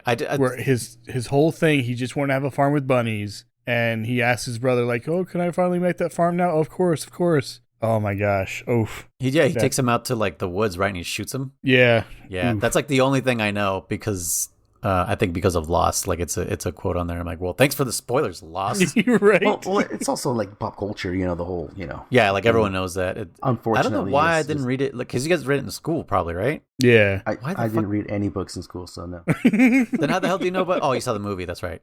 Well, I've seen it once, and I know pop culture. So. Oh, okay. Yeah, that's the only part I know of Mice and Men. But I would like to read it or watch the movie or something at some point because I mean, I like going back to those kind of things, especially if I missed out on them. But yeah, I could see that for sure, Chris. Like the thing about Lenny is that he was an idiot, right? Yeah, he was retarded. Retarded, exactly. Yeah, he wasn't mean. He wasn't a bad guy. Just he was very nice, but he was very big, very strong, but didn't know his own strength because he had the mind of like a toddler, basically. Okay. And so like a lot of times he would kill people accidentally, and so that's why his brother killed him. Was because he kept killing people, and they were like after him and everything. And so he's like, I'm just gonna prevent this from happening. And well, not only that, because like, isn't it like, I mean, he's gonna go to jail and not understand why the fuck he's in jail. And God knows what was gonna happen to him in there. Yeah, prison. Yeah. Damn, this is very like that. Very it mirrors it kind of, because that's kind of what Jimmy became. He became death. You know, the way Oppenheimer would say, I am what is it? I have become death, destroyer of worlds. That's something like that. Yeah, that's what Oppenheimer says about himself. He's like, fuck, you know, like, what did I just do? I invented the atomic bomb. And that's kind of like Jimmy's realization, where he's just like, this isn't the path I should be taking, and then immediately fucking dies. Yeah. Oh. Like, just as soon made as that very real for me. Yeah. Yeah, that's why when you guys were like fucking bagging on him, I was like, just wait guys, it's awful. Yeah. Doesn't even get his redeem arc. Yeah, seriously. No. He like, Otacon got his so far. Well, he lived. Yeah, in both endings. Yeah. Yeah, he got the straddle snake's butt. So then following that, that's when you so immediately after that, that's where they say, hold on. Oh, this is where you get to run up the chopper. But we skip Bison. You fight Bison in the power. No, you don't. Do you? Yeah, right you fight Bison before the... Oh, really? Yeah. Pretty sure before the power plant, yeah. Before the power plant. Isn't it? Oh, during, that's right, yeah. Yeah, right. during power. Yeah, yes, because that's the escape sequence. Yep. You kill him and then the C4. But also we kind of forgot to mention the part after Blackout, actually, after Marionette, you kind of go up this mountain. Oh, yeah. Oh, yeah. And then I think, do you see the chopper there, or? Yeah, Black Harps is in the chopper. Okay, but like he's too formidable, so like you have to fall back, and the gun turrets from like some hill over off in the distance start fucking shooting at you, and then you have to run away. You have to go through that field where all those mines are. And so if you don't have the mine detector, which I didn't the second time, I was like, oh shit, I didn't pick it up because I just started from whatever level I did. And I was like, oh fuck, like, where were they? You know, I had to like run over them just to know where they were, and then start over and be like, okay, that's where this one is. That's where this one is. So that's how I got through that part of the second time, because I was like, I don't have the mine detector. I don't know where it's at. So somewhere you have to pick up the mine detector again, because I don't remember the original location of it. Oh yeah, beats me when I picked that up. But yeah, so the only reason I'm mentioning that is because after Jimmy dies, we go through that spot again. But yes, we did forget about Pyro Bison. Yep. Bison, yeah, we weren't going to forget about him totally, but we just forgot he's in this section. Yeah. Chris, did you get any vibes from this guy? Any similar vibes? Oh, very much Vulcan Raven. Right? Yeah. Again, like Slasher Rock. Super fun fight. Yeah, super fun fight. You know what? We didn't even not until just now, I got Psycho Mantis vibes out of Marionette. Oh, yeah. Right? Kind of like he's puppeteering. Yeah. These marionettes, like the way Psycho Mantis would throw shit at you. And I guess with the little trick to beat him, I guess legitimately take off the goggles or something like that. Yeah. So, but yeah, Bison. I like this fight a lot. I think it was definitely top two fights for me. What did you guys use to beat him? I don't remember what I tried the first time, but then I was like, you know what, screw it, I'm using grenades, and so I used that to beat him. I used combination of claymores or the mines and fucking C4, and then Nikitas and stuff. I just wanted to see what could damage him. He was super fun. I think that's what I was going to use it first, was Nikitas. He kept exploding them on me. Yeah, like I couldn't get near him with the Nikitas. Yeah. So I went to grenades after that, and that's what I used to beat him. Yep, that's the exact move I did. I was like, "Fuck it, I'm throwing grenades at you," because that's. I didn't even try grenades, but yeah, that would have been probably the best one, because you can throw them over the boxes and stuff. Yeah, I was telling. I didn't even try that. I just followed him around boxes. Yeah. Whenever he went around to a box and it was like facing his back, so going the other way, I just run up behind him, throw a grenade, and then run back again. Yeah, I was telling German that like pretty much every boss can be beaten with grenades here. Yeah, that's true. Like you could technically do a Marionette Owl, but I mean you'll probably hit the puppets. But yeah, you could totally just do that. Yeah. Well, again, that's like with me with Solid Snake. Every freaking boss I did with freaking mines. Yeah. Every freaking boss. Yeah. Like, except for like the chopper, obviously, but yeah. But yeah, Marionette Owl is the only one I used guns on. because it was just like, this is the most accurate way to shoot between the puppets, the marionettes, if you will. Yeah. But yeah, the second time I just used mines on Pyro Bison, because you just drop him and then walk away, and he'll walk right over him. Yeah. Well, not spoilers, but this boss also gave us other vibes as well. Oh yes, yeah. German and I talked about it off pod. Yeah. So we'll get there when we get there. But yeah. But it like again, if you guys are in the know, then, yeah, you know. Then if you know, you know. Hopefully you know. It definitely makes you again reappreciate like how this stuff came out so long ago, and like when you see certain similarities or stuff carry over to newer games, you know, you appreciate it a little bit more because you're like, oh, that's where this idea came from, or stuff like that. Speaking of which, also spoiler territory, German marionette owl, future vibes also. Yep. Okay. 100%. Yep. Okay. Yeah, because that was the first thing I thought. I was like, oh, this is very, very this. Yep. And then I did. Chris. Yeah, I didn't think about that until right now when you're like future vibes. I was like, oh yeah, future vibes. But yeah, no, I like this boss. Like I said, I have nothing bad to say about him. Honestly, I thought it was easy. I loved Most him. fights Yeah. are easy, but he's a fucking masochist. Cool. Yeah. Oh yeah, burning. That's true. Yeah, burns himself. He's a fucking arsonist and loves burning people. Enjoys the smell of fucking burning flesh. And then when he kills himself too, he's like, "Yeah, this is what I wanted to burn." Like, oh, I'm like, dude. But he describes Get a that room. everyone burns differently. Yeah, get a room with that with that fire, bro. But yeah, he describes that every person burns differently, and like everyone has like a different smell to them. I think because of because of their fat content and stuff. Like Yeah. that. That's so crazy to to be able to detect that. To be that attuned. That gave me like serial killer vibes. Oh really. yeah, I was like, this dude was like burning ants and moved his way on up real fast. Oh hell no! He was like, okay, ants smell like this. What about spiders? What about my dog? What about the neighbor? Just like escalated real quick.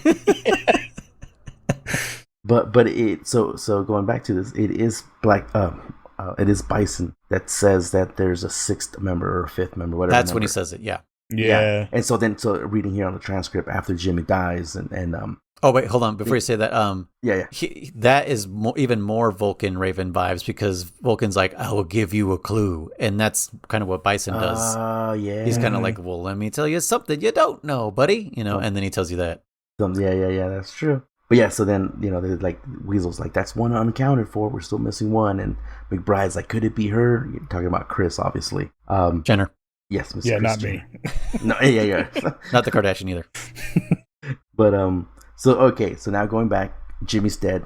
Poor Jimmy. Not even a, what do you call it? A shallow grave, man. Just left him there. Just left him there. Couldn't even bury him. That's true. Yeah. Just bleeding out of his arms. Jeez.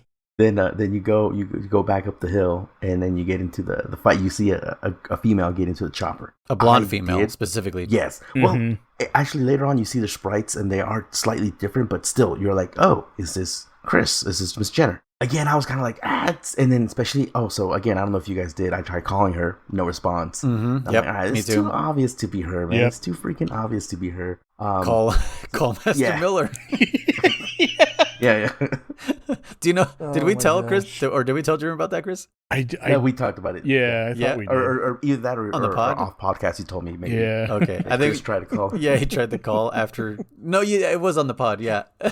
Given advice by someone who played the game but didn't finish it and didn't get to this point. And someone who had clearly just betrayed me, just trying to kill me. Yeah, let me call the guy. Try calling him. Yeah, okay. That's me in a nutshell. That's me in a nutshell. But yeah, that chopper fight, it was actually pretty cool. I don't know. I liked it. Yeah, I liked it too. I used grenades.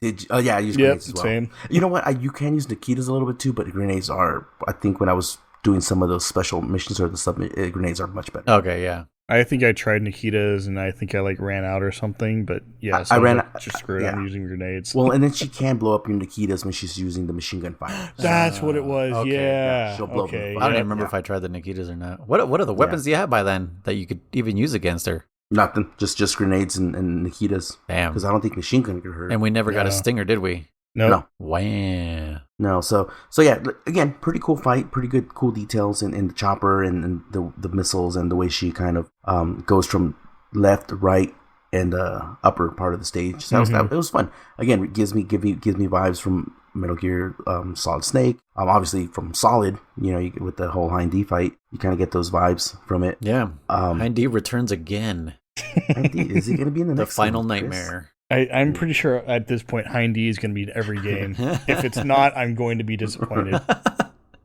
And so then, like, when you shoot the last hit, like her chopper starts going down, and you go over to see who it is, and it's someone that I didn't even know had a name. It's Sophie or Sophia, is it? Yeah. Yeah, that's right. I think I was talking to you, Chris, about it, where I was like, oh yeah, it's that chick that was sitting next to the general. Is he a general? General, yeah. Was it? Yeah, it was a general. General. Yeah, those videos. Yeah, in the videos, I was like, oh yeah, I kind of do remember someone standing next to him and just didn't even. And in the videos though, she's got more of a purplish hair. Yeah, like grayish purple or something. Yeah. So that's why I was kind of. And it's like white in the cutscene. Sprites don't match, but whatever, bro. Yeah, and I don't exactly remember her story, but she had the drop on you, right? She had the gun on you at first, and then the explosion happens or like cuts, and then all of a sudden you do. It's like, oh, I see you've turned things around. It's like, yeah. The turntables. Yeah, exactly. And again, she gave me like masochistic vibes. It's like, oh, I like this. Like, hit me, hurt me, daddy. Hurt me like, more. Yeah. I was like, what is going on here with this stuff? Like, that's Metal Gear, dude. Everyone wants to get punched. The medicine. But then she gives her little speech, about whatever, and then, like Chris said, that some explosion or something happens that knocks the gun out of her hand or something. I'm not really sure, but then Snake's holding the gun to her. Yeah, some kind of flash happens. It's never explained either. It doesn't say. I mean, it happens too fast. It doesn't matter. Snake gets the upper hand. He's the what do you call it, main character or whatever, Yeah. Called plot armor. Exactly. But then the line that was still kind of cool about that was when he pretty much starts walking away, and she's like, "You're not gonna kill me?" He's like, out of ammo. And she's like, "You fucking liar." Oh yeah. She calls him out of shit. Out of ammo. So her backstory, just a little bit with that I'm reading here, a little. Her father was a Frenchman that came down to Glinda and got the mom pregnant, and the second like his work was done, he bounced. Never contacted him again, and then she went to go find him, and he pretty much just brushed her off, gave her money, said, "Get out of my face." So then she vowed that she was gonna help her country, and she went to school and everything. Yeah, she went to school and she got some kind of degree and God knows what. But I like how the most relatable story is like, meh. Yeah. That can actually happen to a real person. Man, fuck this story. Yeah, well, hey, we're playing a video game for a big reason, dude. I want my people to be obsessed with burning. Mm-hmm. But okay, hold on. Talking about backstories. Okay, so I'm a big Codec guy. I call Codecs all the fucking time. Did you guys call Weasel enough to get a little bit more on his backstory? God, I really wish I used the Codec more. I want to say he did some sort of like history on himself at one point. I don't remember if it was when I called him or if it was when he called me. No, well, for sure, I think you won't get it unless you call him. I called him, I think it was shortly maybe after Bison. I kept calling him a lot because McBride was completely fucking useless. He was like, what was it in Solid Snake? In Solid Snake, who was the useless character that just wouldn't tell me anything? Oh, Campbell and Miller. God, no, but Miller was okay. There was two other Miller guys, was just giving you life advice. Yeah, it's very true. But very true on that. But no, there was two other characters in Solid Snake that one of them would give you advice on Foxhound, and the other one was just like a calling for the Flana, and the one that would tell you. Yeah, the guy about the pigeons and the rats. Yeah, that's the only time he would help you. Otherwise, he was just giving you random ass nonsense about Zanzibar land. And that's McBride in this one. He's like, Galicia has a population of 1 million people. Their main export is fucking rice. I'm making that up, but you know. And I'm like, okay, tell me something useful. And it was just nonsense. So like, all right, I'm done with you, bro. I'm gonna call freaking a Weasel. And Weasel's backstory is kind of fucked up too. He is a mercenary. He's a great mercenary, and he has a little brother, or had a little brother, who wanted to follow in his footsteps, and he wasn't good, and he even knew that. But he didn't care. His little brother wanted to fucking, fight in the army or whatever. And Weasel was employed by side A, and his brother was employed by side B, the losing side. He literally says that, the losing side. And he knew his brother was on the other side. And, because McBride says something about it. But anyways, when you talk to him, you get the true details about it. And what happens is he got the orders that they were going to push and squash side B. And so they went through the orders, And he goes, Snake asks him, did you kill your brother? And he says, no. He goes, I didn't. But he goes, but I also didn't save him. Like, I found his body after my squad destroyed everybody, you know? And I guess he was like, he found him dead, like biting onto some kind of trinket that he had given him or some shit like that. So then what sucks even more is that, so not only did he lose his brother, he didn't kill him, but like you said, he goes, I didn't save him either. I didn't protect him. I didn't give him a heads up. I didn't do nothing. And, you know, because he was kind of mad at his brother, being like, dude, like, he shouldn't have been there in the first place. He was not cut out to be, you know, a top soldier or whatever. And then his mother found out that you know, like the rumors, I guess, somehow went around that he killed his own brother. So his mother found this out, like, oh my God, you killed your baby brother or some shit like that. So the mother committed suicide because of the pain, which caused his father to get pissed off and go after him and try to kill him. And Weasel says that he's like, unfortunately, he's like, he was old. And I'm a freaking, you know, seasoned mercenary. So, like, yeah, I freaking reacted and I took him down. He goes, not without taking a stab across the face, I guess, because you can see the scar on his face. Like, that's how I got this scar. And I was like, damn, dude. And then Snake's like, did you kill your father? You know, and he's like, no. He goes, but he's in a wheelchair or something like that. Like, he can't move anymore. Like, his father's like, you know, yeah. And I was like, dude, that's fucked up, you know, and I think Snake relates to him because he goes, there's a special place in hell for those who kill their bloodline or something like that. And he goes, oh, you're referring to Big Boss? And he's all like, yeah. And he's like, God damn, dude. Like, that was a pretty big one too. Because like I said, I wanted to like Weasel. And after I called him a bunch and I got more details on, I was like, oh, Weasel's a good guy. That's why I knew he wasn't the traitor. Well, not really anyways. Yeah. Yeah. You know what's weird is I don't know if somewhere Weasel or Snake mentions that story about his brother. Because I must have called at some point, and there's something like that when you were talking about it. I was like, wait, I did hear something about Weasel and his brother dying. And McBride brings it up, but I don't know if you get the full detail. Okay. During that first session, you had to get it from Weasel himself. Okay, so it's like I heard whispers about it or something, and I was like, damn, this sounds kind of familiar. But then when you were talking about like the mom and the dad, I was like, oh, I definitely didn't hear any of that shit. yeah. McBride's the one that brings it up again, and that's when Snake's like, so did you do it? And he's like, nope, it wasn't me. But again, that sucks. I mean, again, that makes you remember. It reminds you that like in war, shit like this does happen. You know? Yeah. I mean, who remembers what was it? Private Ryan, Saving Private Ryan, when that German soldier that they let go. Was it no? There's one scene where you know they captured a certain little platoon or whatever, and you know they're kind of teasing at them, the Americans, right? And they're like, you know, haha, whatever. And he goes, where are you from, buddy, or some shit like that. Again, expecting to say German or some bullshit, right? And the guy goes, Wisconsin or some shit. The guy's like, what? And he goes, wait, hold on, where are you from? He's like, yeah, Wisconsin, whatever, from blah blah blah. And he goes, what the fuck? What are you doing on this side? He goes, oh, my dad or my grandfather or somebody, you know, is German, so they fucking made me fight on this side. And the guy's like, oh shit, okay, I feel bad. And he's like, okay, well, hey man, good luck or whatever, you know. And like, you know, as soon as he's leaving away, that whole squad gets killed, you know. And he's like, holy shit, where the hell is that part of the movie? I'm pretty sure Saving Private Ryan, or maybe I'm confusing it with another war movie. I don't remember that from that. Yeah, that's definitely not Saving Private Ryan. Then it must be another war movie. Yeah, I'll look that up for the next one. But because to me, this story is kind of like what you were saying, where they what was he, Chris, the guy they captured and then let him go. I don't remember. I don't know if he was like a sniper or something, but he was like he surrendered. Well, two of them surrendered, and then the other guy ran, and they shot him. So this was the only guy left, and they kept him prisoner for a while until Tom Hanks was like, "Fuck it, just let him go," you know. Yeah. And they're like, "What the fuck are you doing?" You know, and it's just like, "Nope, just let him go."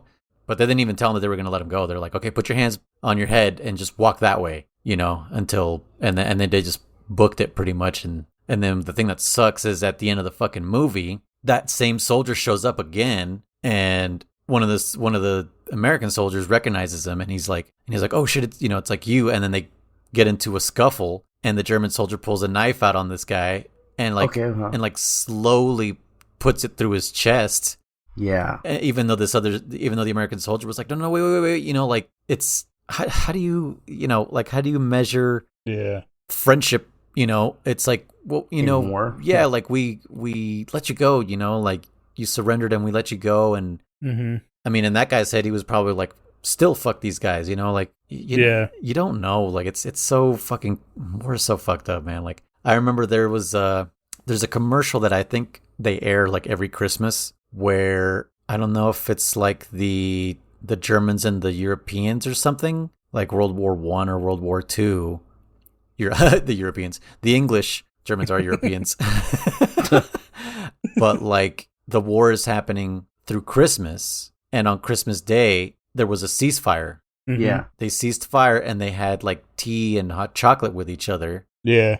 Didn't they play soccer too? I think Maybe, I don't they know. might have played some football. Maybe. Yeah, they celebrated Christmas, Mm-hmm. and then as soon as Christmas was over, Went right back. they continued to, fighting, which is the most insane shit Yeah. in the world. Like, to me, I was like, that was your chance. Mm-hmm. That was your chance to go home and be like, oh wait, these are people too. Right. Fuck my government. You know, if both sides would have said fuck my government, the evil government would have toppled itself, and the good guy government, who knows who was the good guy government, but like the other government would have also been like, The lesser of the two evils. yeah, Yeah. our honestly. soldiers aren't fighting. What do we do? Nothing.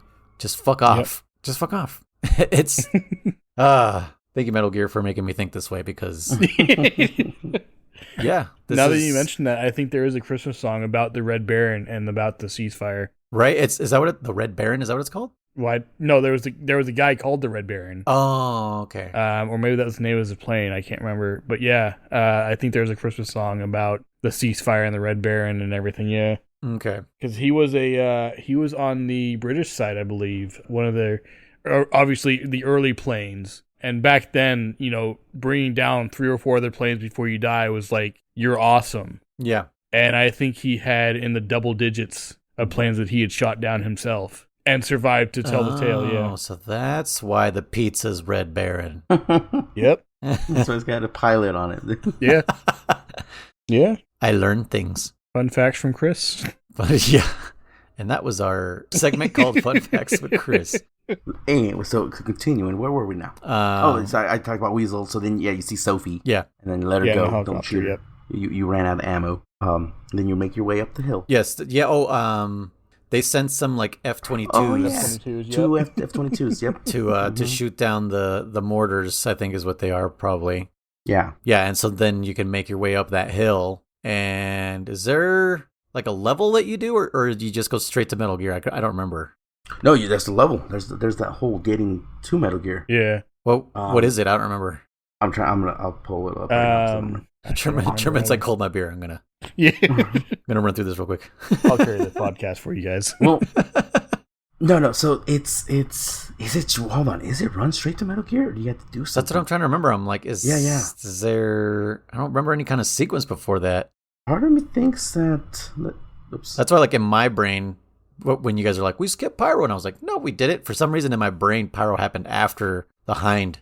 Yeah, honestly, I thought so too, but no. But no, Let's that's the see. escape sequence. So I kind of it's- get that because in my mind, like half of the game was the power plant. Yeah. And I spent a good. The gameplay said 2 hours. I know it was much longer than that, but it felt like I spent half the game in that freaking power plant. That place.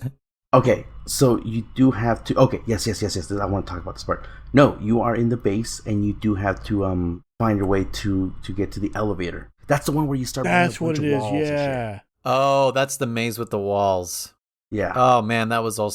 I thought that was. I could have sworn that was the power plant. I thought that was a power plant too. No, Yeah, when Chris nope. said it, I was like, yeah, that's also that. No, yeah. And there's some blackout spots there too, where you have to use your thermals Yes, that's right. to get around, and more lasers and an insane amount of trap doors. Yeah, it took me a while to find all the correct spots to blow up. Like that was real tedious. Yeah. And I think that's also where because I was saying it was still triggering alarms when there was nobody fucking around.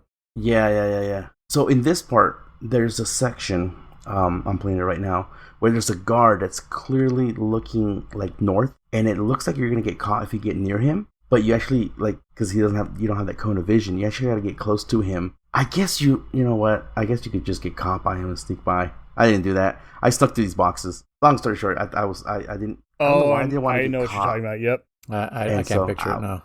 But noise. Okay, I'm playing right now. I think this is the part that has that outside section we're talking about, and not the power plant. I don't know. Hold on. That can't be. I think so. Yeah. No way. Hold on. Because No. the outside section is the one with all the electrified floors. Yeah, but that's also in In here. the other part. Yeah. What? Mm-hmm.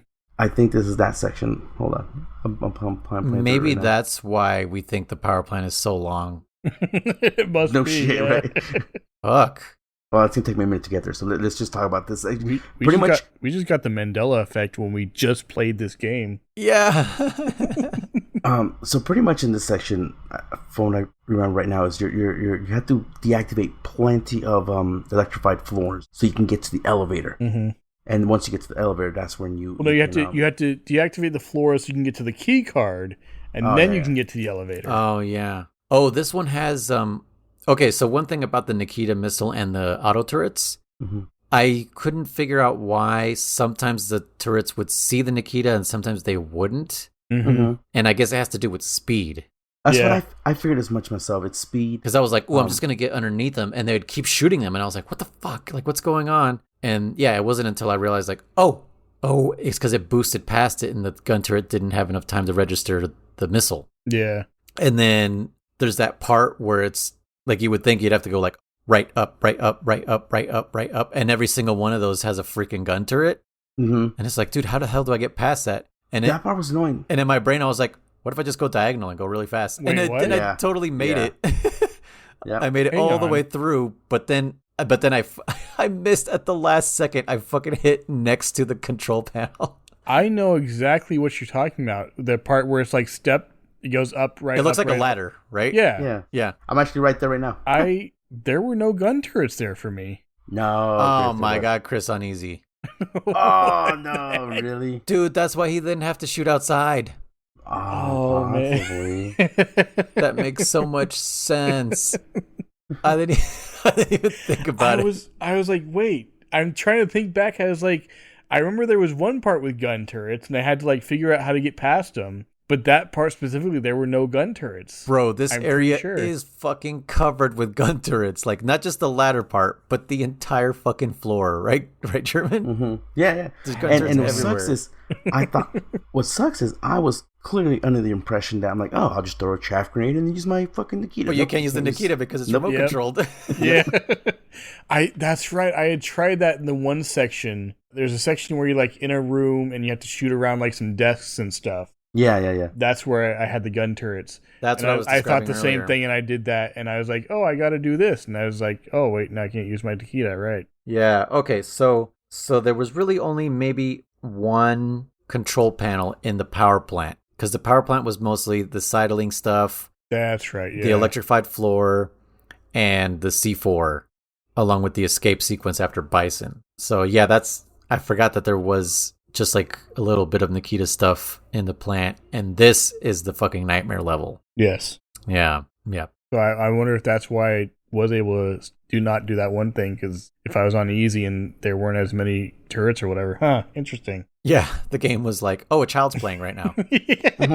Oh, damn it, Chris is playing. We gotta go easy. Yeah, okay, so then how do you get to, like, what's the last room before you get to Metal Gear? You fight Viper. That's right. Oh, yeah. yes. And he's a demolitions expert. With those freaking lasers, or whatever they are. So they're tripwires. And it took me a minute to realize when they become active. They don't become active right away. So I guess after so as soon as the fight starts, you see them, but they're not active. You can literally run through them if you want. And then they disappear, and that's when they become active. Because basically, the game's teaching you. Yeah, the game's teaching you. This is where all the tripwires are. Where they are, and then memorize it. It. Yeah, you're basically playing that game of where you and a friend are different colors, and you're trying to fill out boxes. Yeah. That's basically what you're doing with this. You're just like, oh God, how do I get through all these tripwires? And again, grenades. Grenades are the key. Oh, I used a gun on this one. Oh, really? I use a gun as well. Yeah. I started using a gun, but like he was too. Every time I approached him, he would move, and I was like, "Damn Did you ever try crawling? Get out of here, Chris!" I didn't. Did you not? I was like, it looks like they're above the ground, so let me try. So do the lasers. So do the lasers, and you still trip those. Oh, that's true. But can you crawl under these things? Yeah. But then what? Like, then you got to crawl your way over to him, stand up, and then shoot him? Yeah. I would just crawl because for me, pretty much on easy mode. So games like let's go into baby mode. For me, he would basically stay on he'd stay in one quadrant for the most part. Right. So I'd go to that area and like I'd be crawling around, and he would do this like snap thing or whatever. Yes. It would flash and it would show you where it is, and then I'd just crawl around, and then when he came near me, I'd just get up and shoot him, and then he would run away. Dude, I could not get near this mofo. Right, German? I mean, if I got too close to him, he would run off. Yeah. But I would be just far enough away. Like I said, I kind of split it up into quadrants, right? So there's top left, top right, bottom left, bottom right. Yeah. And I would get to the point to where like the screen would just barely show him, and he wouldn't run away. And then I'd pull my gun out, shoot him. Okay. And then that's when he would run off. Okay. So okay. Yeah, that's about the distance that I'd had to. And now that I remember, I did have to beat him with a gun because yes, I could get a couple grenades off at the beginning, but then he starts running. Like he starts doing the Vulcan Raven thing. Yeah. Like, every boss is Vulcan Raven in this, besides Marionette Owl.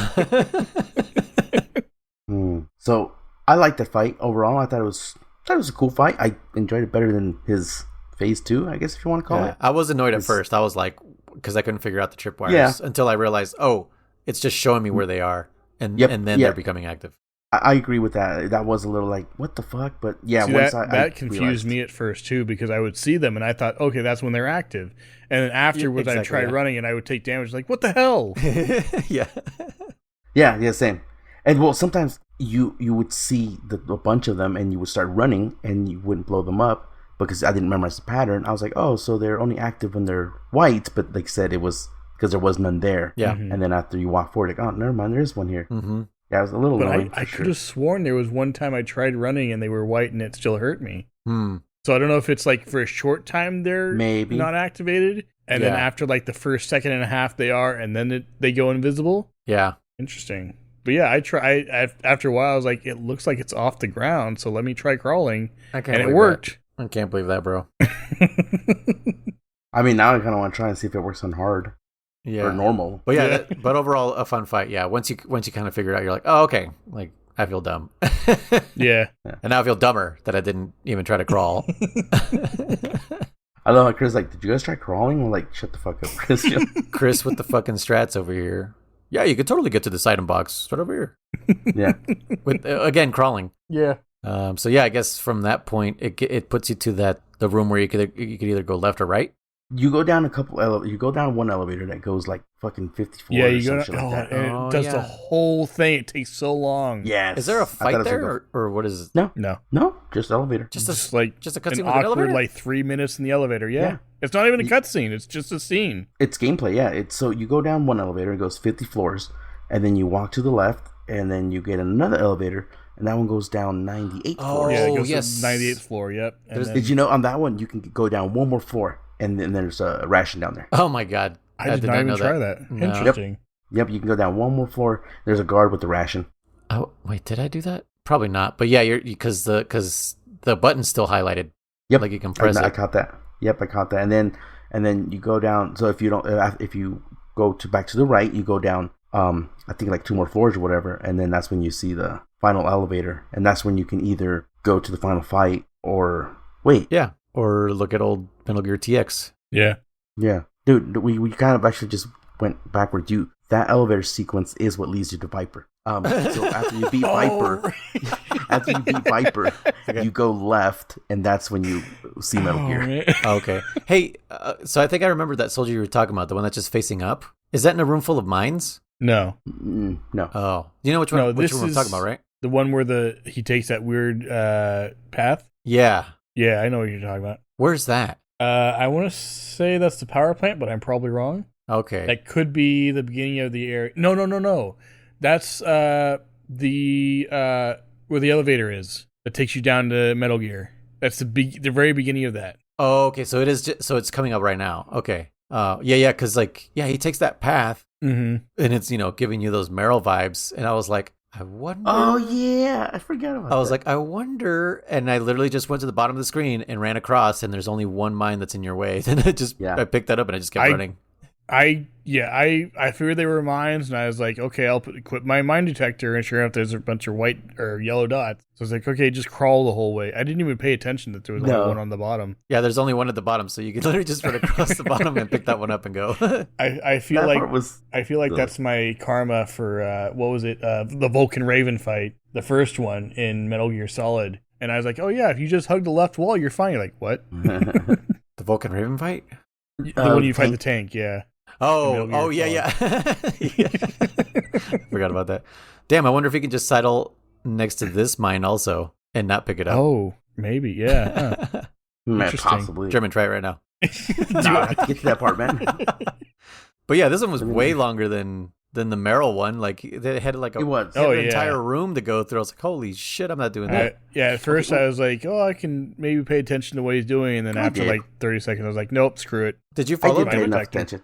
No, I didn't follow him, but I did memorize the pattern. And again, if you're continuing from this section, then you don't probably have the mine detector. But if you just equip it, then why follow him first? B, you can just crawl over them. So why the fuck even do any of this? You know? Yeah. I don't know. Maybe it was. I think it's one of those like context clues, because most people would probably run into a room like, oh, I need to go this way. And so they wouldn't realize there's mine there. So it's one of those context clues like, oh, there's something to watch out for. The soldier only exists to tell you that there's mines. Yeah. Yeah. Yeah. Well, I mean, yeah, that would make sense, because in Metal Gear Solid, there's again those rooms where they don't give you clues that there's mines. Yeah, the ones right before. Bam. Yeah, before the elevator. furnace. Yeah. Yeah, it fucking got me, and I got me, and I remember like going like, I should have known there's mines here. I played this, and they got me last time. I'm just pissed that the ones got me like the in between elevator ones. Is that the one you're talking about? Yeah. Oh, I was talking about the rooms right after Sniper Wolf in the snowfield. Oh no! Because there's no indicator on those ones either. No, there's no indicator on that either. Shit. Okay, so I guess I couldn't remember where that part was, so I guess it is right after Viper and down the elevator. Yeah.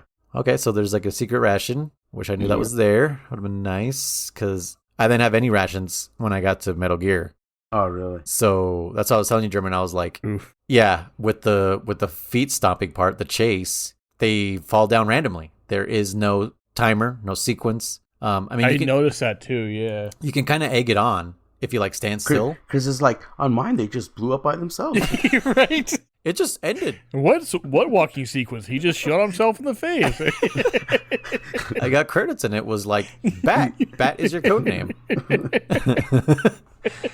Yeah, you can egg them on. I did notice that. Is that you can like stop, and then that's the only way, because there is no timing, there is no rhythm. It's just kind of egging him is really what it is. Yeah. I mean, I kind of got lucky sometimes, but yeah. Yeah, and I used mines because I don't know. I don't trust C4, even though C4 is like the safer one. But every time I did mines, I always blew myself up. Same. Oh yeah, Chris.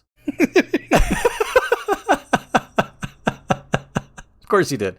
No, I did hit myself a couple of times with the mines, but like I said, like the only way was to like egg them on, put the mine there, and yeah, I mean, it took me a couple tries, and then I would make it to Metal Gear, die at Metal Gear, get to do that whole fucking stomping sequence again, and I was like, nope.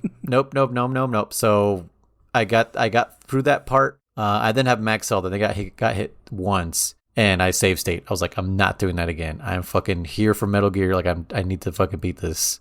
Again, playing on an emulator, I completely forgot about save states. Nice. Oh my god. So you said that you made it to Metal Gear. Had you already done a couple fights with him before you were like, okay, now I'm going to give it a real shot? So what happened was I ended up beating it yesterday. I was playing the night before, and I was on Discord chatting with our buddy E-Rock. And so... You know me, I can't multitask. Yeah. And so between trying to listen to what he was talking about and, you know, when he was talking to me and everything and trying to pay attention and playing the game, it's like, this isn't working out. So I stopped playing a little bit early that night. And then I got back to it again today. And it was much simpler today when I got back to it. Okay. So yeah, what happened was I got to the Metal Gear fight and I got past the, I think my first try, I got past the leg part fairly easy, relatively easy. Yeah.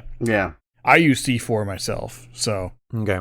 But I got past that relatively easily, and then I got to the second part, and it's like, oh, you need to, like, it shows you the different things it points them out. And so I was like, okay, cool, I got to destroy them.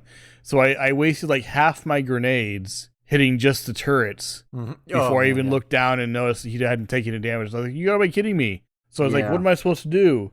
And I think I like at one point I threw a grenade and it hit the secondary guns accidentally when it was open, and I saw I took damage, and I was like, oh, that's what I gotta do, okay. And so I was like throwing grenades, and I killed that one, and then it was like a fifth of his, not even that, like a tenth of his health had gone. It blows up, and I was like, okay, now what? And I was like, oh, there's two of them, so I gotta go to the other side. So I went over to the other side, and then I ran out of grenades by that point. I was like, shoot, what do I do? So I was like, can I use the gun? I tried to use the gun. It didn't do anything. And I was like, okay, I assume chaff grenade's not going to do anything. So like, what's next? And so I tried Nikita's, and I died to the turrets on the side killed me. And it's like, crap, okay, let's try again. And so this time I knew what to do. So I was like, okay, aim for the second one. And I did that, and then I ended up dying again. And after that one was I gave up for that night. I was like, all right, that's not going to work. It's fine. Okay. So I went back to it today, got through the stomping grounds part easily, and then I went to that, and I was doing fairly well, and then I think I died again, and I used up all my rations and everything, and so I was like, crap, now what? So I was like, oh, I have the body armor. Let's try that. Oh, yeah. And so I equipped that, and that's how I died the first time, with the missiles. I had gotten past the first phase where I destroyed both those things, and the missiles were hitting me, and that's how I died. So I equipped the body armor. It's like, oh, let's see if that'll make a difference. And then I just have to pay attention when I get low on health, use a ration. And it made a huge difference. And so I did that, and then I beat both the things, and then he starts launching the missiles again. So I was like, okay, now what do I attack? So I started attacking the turrets at that point, the machine guns. And he was taking damage. Very little damage, but he was taking damage. So I was like, geez, this is taking a long time to whittle down. And again, I ran out of grenades. So I was like, crap, what do I do? And so I used Nikita and was using that and hitting it and everything. And I was like, okay, this is going well. And so I continued to do that. And then I think I died like one more time because I got careless or something. And I know there's a couple times that I would use Nikita and I'd be too close and I would hit myself too with the explosion. And so this time I was like, okay, I got to be careful. I got to take my time and really figure it out. And then what I would do is I would wait until, because there's a part where the missiles launch and it makes that sound, and then there's that pause and it makes the sound again. And then just after that is when they start appearing on screen. Right. So if you wait until just after that second sound, if you go down then, they'll all just go up on that first screen and they miss you completely. So that's what I started doing that. And then I finished off the turrets, and it gets down to it gets pretty low on health, and it starts using that flamethrower thing. And I was like, oh gosh, what is this? And then I was like, what do I do? What do I do? What do I do? And I'm still attacking the turrets and no damage. And I was like, crap, now what? So then I were the turrets still live at that point? Yeah. With the flamethrower? I think so. I don't believe the turrets were live at that point. Not for me. Oh, okay. Maybe not. Not on my PlayStation. Yeah.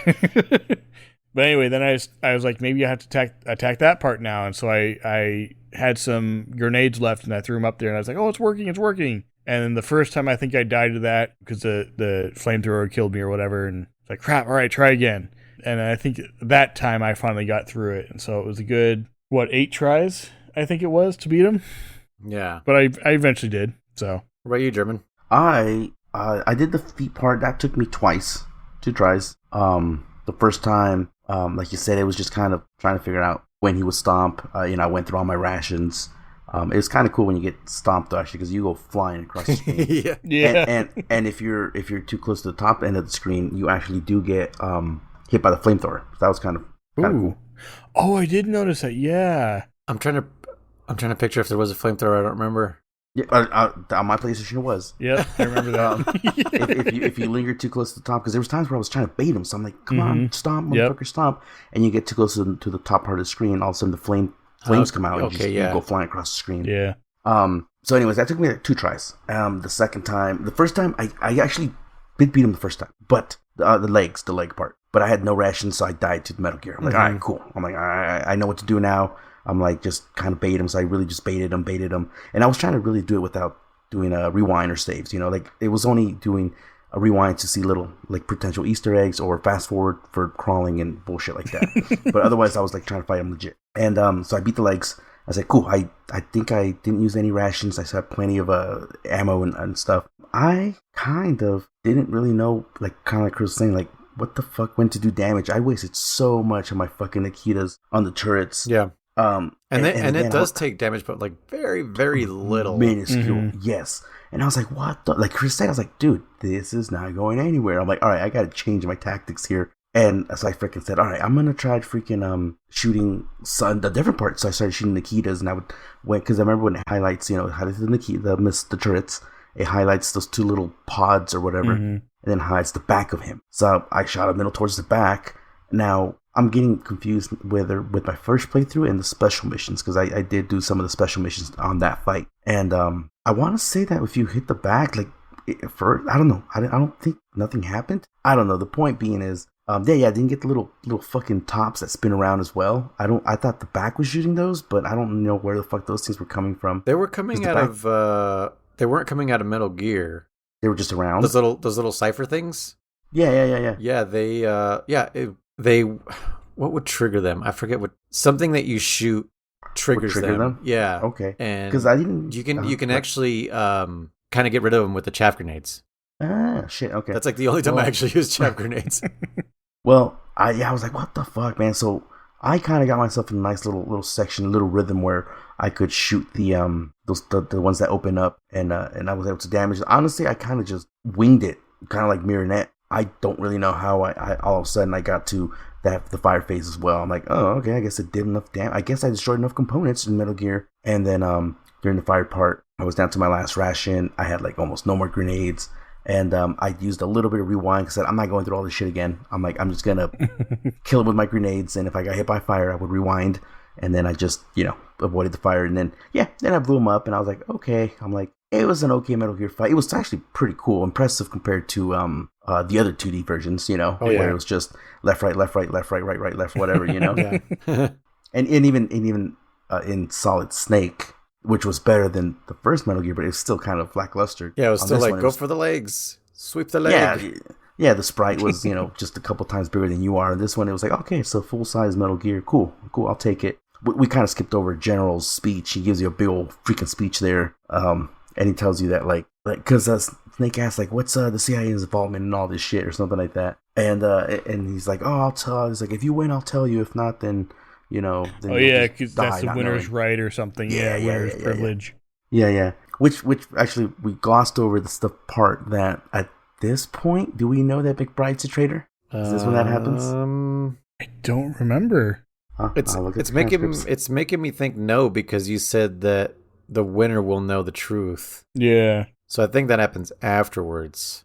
Well, okay, so me and Lise were talking about work earlier, earlier, about how remember how I asked you, who do you think is sus and all that shit, and then Luis chimed in and said, oh man, shame on you guys, none of you suspect Mei Ling, blah blah blah. And there was a small section, and I don't remember if it happened already or not in the game right now, but it's the part where Colonel says, like, oh no, there was a trainer and it was here the whole time. And then the screen fades, gets all fuzzy or whatever. And I was like, all right, man, it's McBride or Weasel. But part of me, a tiny little part of me said, dude, what if Mei Ling did come out and say, it's me, motherfucker, I'm the fucking the sixth member of the Black Chamber. And it wasn't seed her. Grew. So. I planted it. I did. I was like, man, maybe Noise was just kind of like, maybe it's her, motherfuckers. You don't know that. I really wish it was, because that would have been a much better twist, because especially for like seasoned Metal Gear fans, they would be like, well, it's obviously fucking McBride or fucking Weasel, and it turns out to be someone that you like and care about. Yeah. Like, oh, what the hell? Oh, again, let's say you never played Solid and you only played this one. You only call her to save, so you don't really talk to her, So again, you wouldn't suspect her at all either. Holy shit, it's her. Yeah, exactly. So I thought that was kind of that would have been kind of cool, but maybe it would have been her. But again, I called it. It was McBride the whole time. I just didn't like that character. He was super dumb. I feel like they put less effort into drawing him.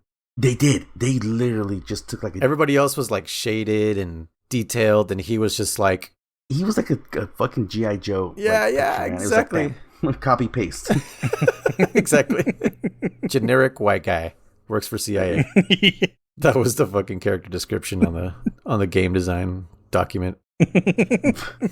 so then you beat him, and General tells you that the CIA has been funding Metal Gear, whatever shit we probably are suspected. By the way, they mentioned this like 7-8 times, and I don't know if you guys know what the fuck is Ghost Babel. Oh yeah, I was gonna ask about that earlier. They keep saying Project Ghost Babel, and I think Jimmy explains it, but I don't remember what it was. I don't know what it is either. Here's what I'm trying to say. Now, we'll talk about this later. The secret ending, the super secret ending, or whatever. I thought that was Ghost Babel. I didn't know. Like, I thought you were going to get that here in this part of the game, right? And I was like, oh, here's where it's going to be revealed. There's this big secret. But he was like, Ghost Babel, this and that. I'm like, what the fuck is Ghost Babel? I'm like, you guys keep mentioning it, but I really don't know what it is. And from what I understand, the really cool name of Project Ghost Babel, I think just boils down to like the fucking GLF being funded by the CIA or whoever to topple governments or something stupid like that. Okay. It has nothing to do with ghosts. It has nothing to do with, you know, something more sci-fi or you know, or cool. It's literally just like what happens in the real world, you know, just mercenaries. I sort of took it as, and this is just my interpretation, I don't think there's any evidence in any of the game for it, but I sort of took it as ghost as in like invisible or unseen, or like Spec Ops, you know, it's you're covert and everything. Yeah. And then Babel is like, you think of that like, oh, okay, well, language. Like, language, or in this particular sense, I think of like radio babble, like, oh, it's unclear, we don't know what it means, we don't know what they're saying, kind of thing. So like, it's covert ops, and they're doing it to where like people kind of know what's going on, but only as much as like what they can understand, what they see, and what's actually happening is unclear. So that's kind of what I took from it. But again, I don't think there's any evidence in anything they've ever said or like done or anything that actually points to that. That was just my own personal interpretation of it. Okay. Yeah, Ghost Babel just didn't make much sense in my opinion. And I won't lie, when General was talking, I could give a fuck less. I tuned out. Yeah, no, I was like, dude. Yeah, he had the least amount of like legitimate what's the word? Like screen time or motivation? No. Motivation, yeah, to do what he was doing. Like, you talked about Sophia and like, oh, she's so dumb and everything. Like, yeah, I get that. But his motivation was like, it's even worse. Like, what? He keeps bringing up anonymous, and then it ends up it's not even you. Like, that's Viper, I thought that's what they were leading. Oh, that's right. That was Viper, yeah. Wait, what? Viper brings up anonymous. Oh, yeah, okay. Yeah. But General kept bringing up, again, the libertary, pretty much the UN, I guess is what you would chop it up to be, that the UN was there and he wanted them gone. I don't know. It made no sense. Like, there was like two plots going on, really. It was like that plot and Metal Gear plot, you know, and the only one that people care about is the goddamn Metal Gear plot. Yeah. Yeah. And then it seemed to me his motivation was like, oh, because, you know, I hate the CIA and you worked for the government before, so I hate you too. And it's like, what? Yeah. What's the connection? There is none. Like, okay, it's a big leap in logic, but okay. Yeah, the story definitely falls apart at the end. Yeah. Yeah, everyone's motives are very trivial, and honestly, that's why I kind of liked what's his name, Hawk, a little bit, because again, for me at least, he was like, it at least made sense. Yeah. Well, not just made sense, but like his, I forgot to mention, Marinette Owl's death too was also kind of, I guess now that you mentioned, because it was a little sad when he's like maybe seeing Laura, and he goes, Laura, and he goes, is that you or something? It's like, no, wait, no, and then he dies. And Snake says like, "Oh, it looks like the gates closed on you or some shit like that." Yeah, gates of heaven closed on you. Yeah. I was like, "Damn!" I was like, "He died and still didn't get to be with her." I was like, "Damn, that's pretty fucked up." This mirrors Metal Gear Solid a lot in the fact that the other bosses were more interesting than the main boss. Yeah. No shit. Right? You know, Sniper Wolf had this whole thing where Big Boss took her in, and I guess she was kind of like a Slasher Hawk, where she just wanted to be accepted by the world, right? Because her people were shunned away and whatever. Yeah. Psycho Mantis was, what was Psycho Mantis? He's father. He's like Weasel. Yeah. You know, where he turned on the world basically. I mean, he killed his own father because his father he thought his father wanted to kill him, because that's what he kept thinking all the time. Well, yeah, that's what we read his mind pretty much. Yeah. Yeah. So he's got kind of those kind of vibes where he became the enemy just because he just couldn't take everybody's thoughts, really. He was just like, I just want to fucking kill everybody because everybody just wants to procreate. Like, this is stupid. Yeah. And like, who else? Vulcan Raven, I mean, he's just pyro because he's just like, I'm just here to party, dog. You know, like Honestly, dude, I live here in Alaska. I was around the corner. I just came around, pull each other's ears. Let's go. You know, heard you guys were having a party. Yeah. Gotta come on down and check it out. Yeah, Ocelot obviously had his own motives. He was anonymous, right? Yeah, yeah. Mm-hmm. And the general is pretty much just Liquid Snake, who he's like, you killed our dad before I did. You know, Yeah. Pout. like shut the fuck up. I Nobody wanted gives to a kill shit. him. Yeah, yeah. It was really I wanted to kill him. Yeah. Shut up, bro. Yeah, it's so- weird. Very, very similar. It's one of those situations you wish that Solid Snake would just say, "Get good, scrub." You know what? He is such a what's the word I'm looking for? A casual, if you will. That he would be like informal. You know, he would be like, whatever, bro. You know, like say get good or some. Yeah, some that's dumb true. shit like that. Snake does kind of react that way. Yeah, it's like, what's you want to pull each other's ears? You know. Yeah, exactly. Smart ass, if you will. Yeah. So I'm going through the transcripts here, and so yes, after you beat the Metal Gear and the General, you defeat him. That's when Campbell comes in and says, "We have a problem. The fifth Black Chamber member." Oh, okay, yeah. Mm-hmm. And so that's when you find out. So then here's where Viper comes back out, and you fight him for the second time. Yeah, it's not over yet. He says his exact words. Yes, I didn't like the second fight as much as the first one. And I think it's also because it was made to be, he was kind of running away from you at times because he was just trying to get Metal Gear to the surface. Because I think this is when you find out that the satellites, Metal Gear, which we talked about this off podcast, which I was going to say, bring it up to you, Chris. I was telling Luis, and even before we started doing this playthroughs, I've always found Metal Gear, the weapon itself, to be kind of like a little lackluster in the sense that, like, okay, I get it, you can launch a nuke from anywhere on the planet, but at the same time, what's the point if one dude can take down the goddamn, super secret weapon with C4? I mean, not even a super laser gun. It's just C4 and it destroys them, or grenades or whatever, I'm like, okay, so you launch a nuke and no one knows where it came from or whatever, but it's still, I mean, don't get me wrong, it's still very dangerous because if you didn't know where it came from, then you could just keep moving and no one will be able to trace you. But once somehow they do find you, it just takes one nice tank or an F-16 to destroy Metal Gear, or the building that's in and just have that. Exactly. Or honestly, a nuke to destroy Metal Gear. You're like, oh, he's in this general area, so boom, launch a nuke over there. No more Metal Gear. But this one was kind of cool because it was like, he's like, oh, it can connect to the satellites, and Snake's like, oh, it's like a nuclear attack from orbit. He's like, dude, that's freaking nuts. Like, we can't defend against that. That's another one thing you can't defend against, Because I'm assuming likewise they wouldn't use rocket propulsion. Propulsion. I can't say it. Anyways. It would just use the Earth's natural gravity to freaking, just let it fall. Yeah, it would. It's like those the theoretical weapons. What are they called? Rods from God or rods from heaven or whatever. Something like that. Yeah, yeah. Okay. So I thought that was kind of cool. I was God's impressed rod. with something like that. Yeah, Thor's hammer. Sorry. I think it's called. No. I came a little late on that one. No. Anyways, this one was. I was a little bit more impressed with this one, which gives us also future vibes. We talked about that. Noise. The satellite. Oh yes, yeah. Yeah.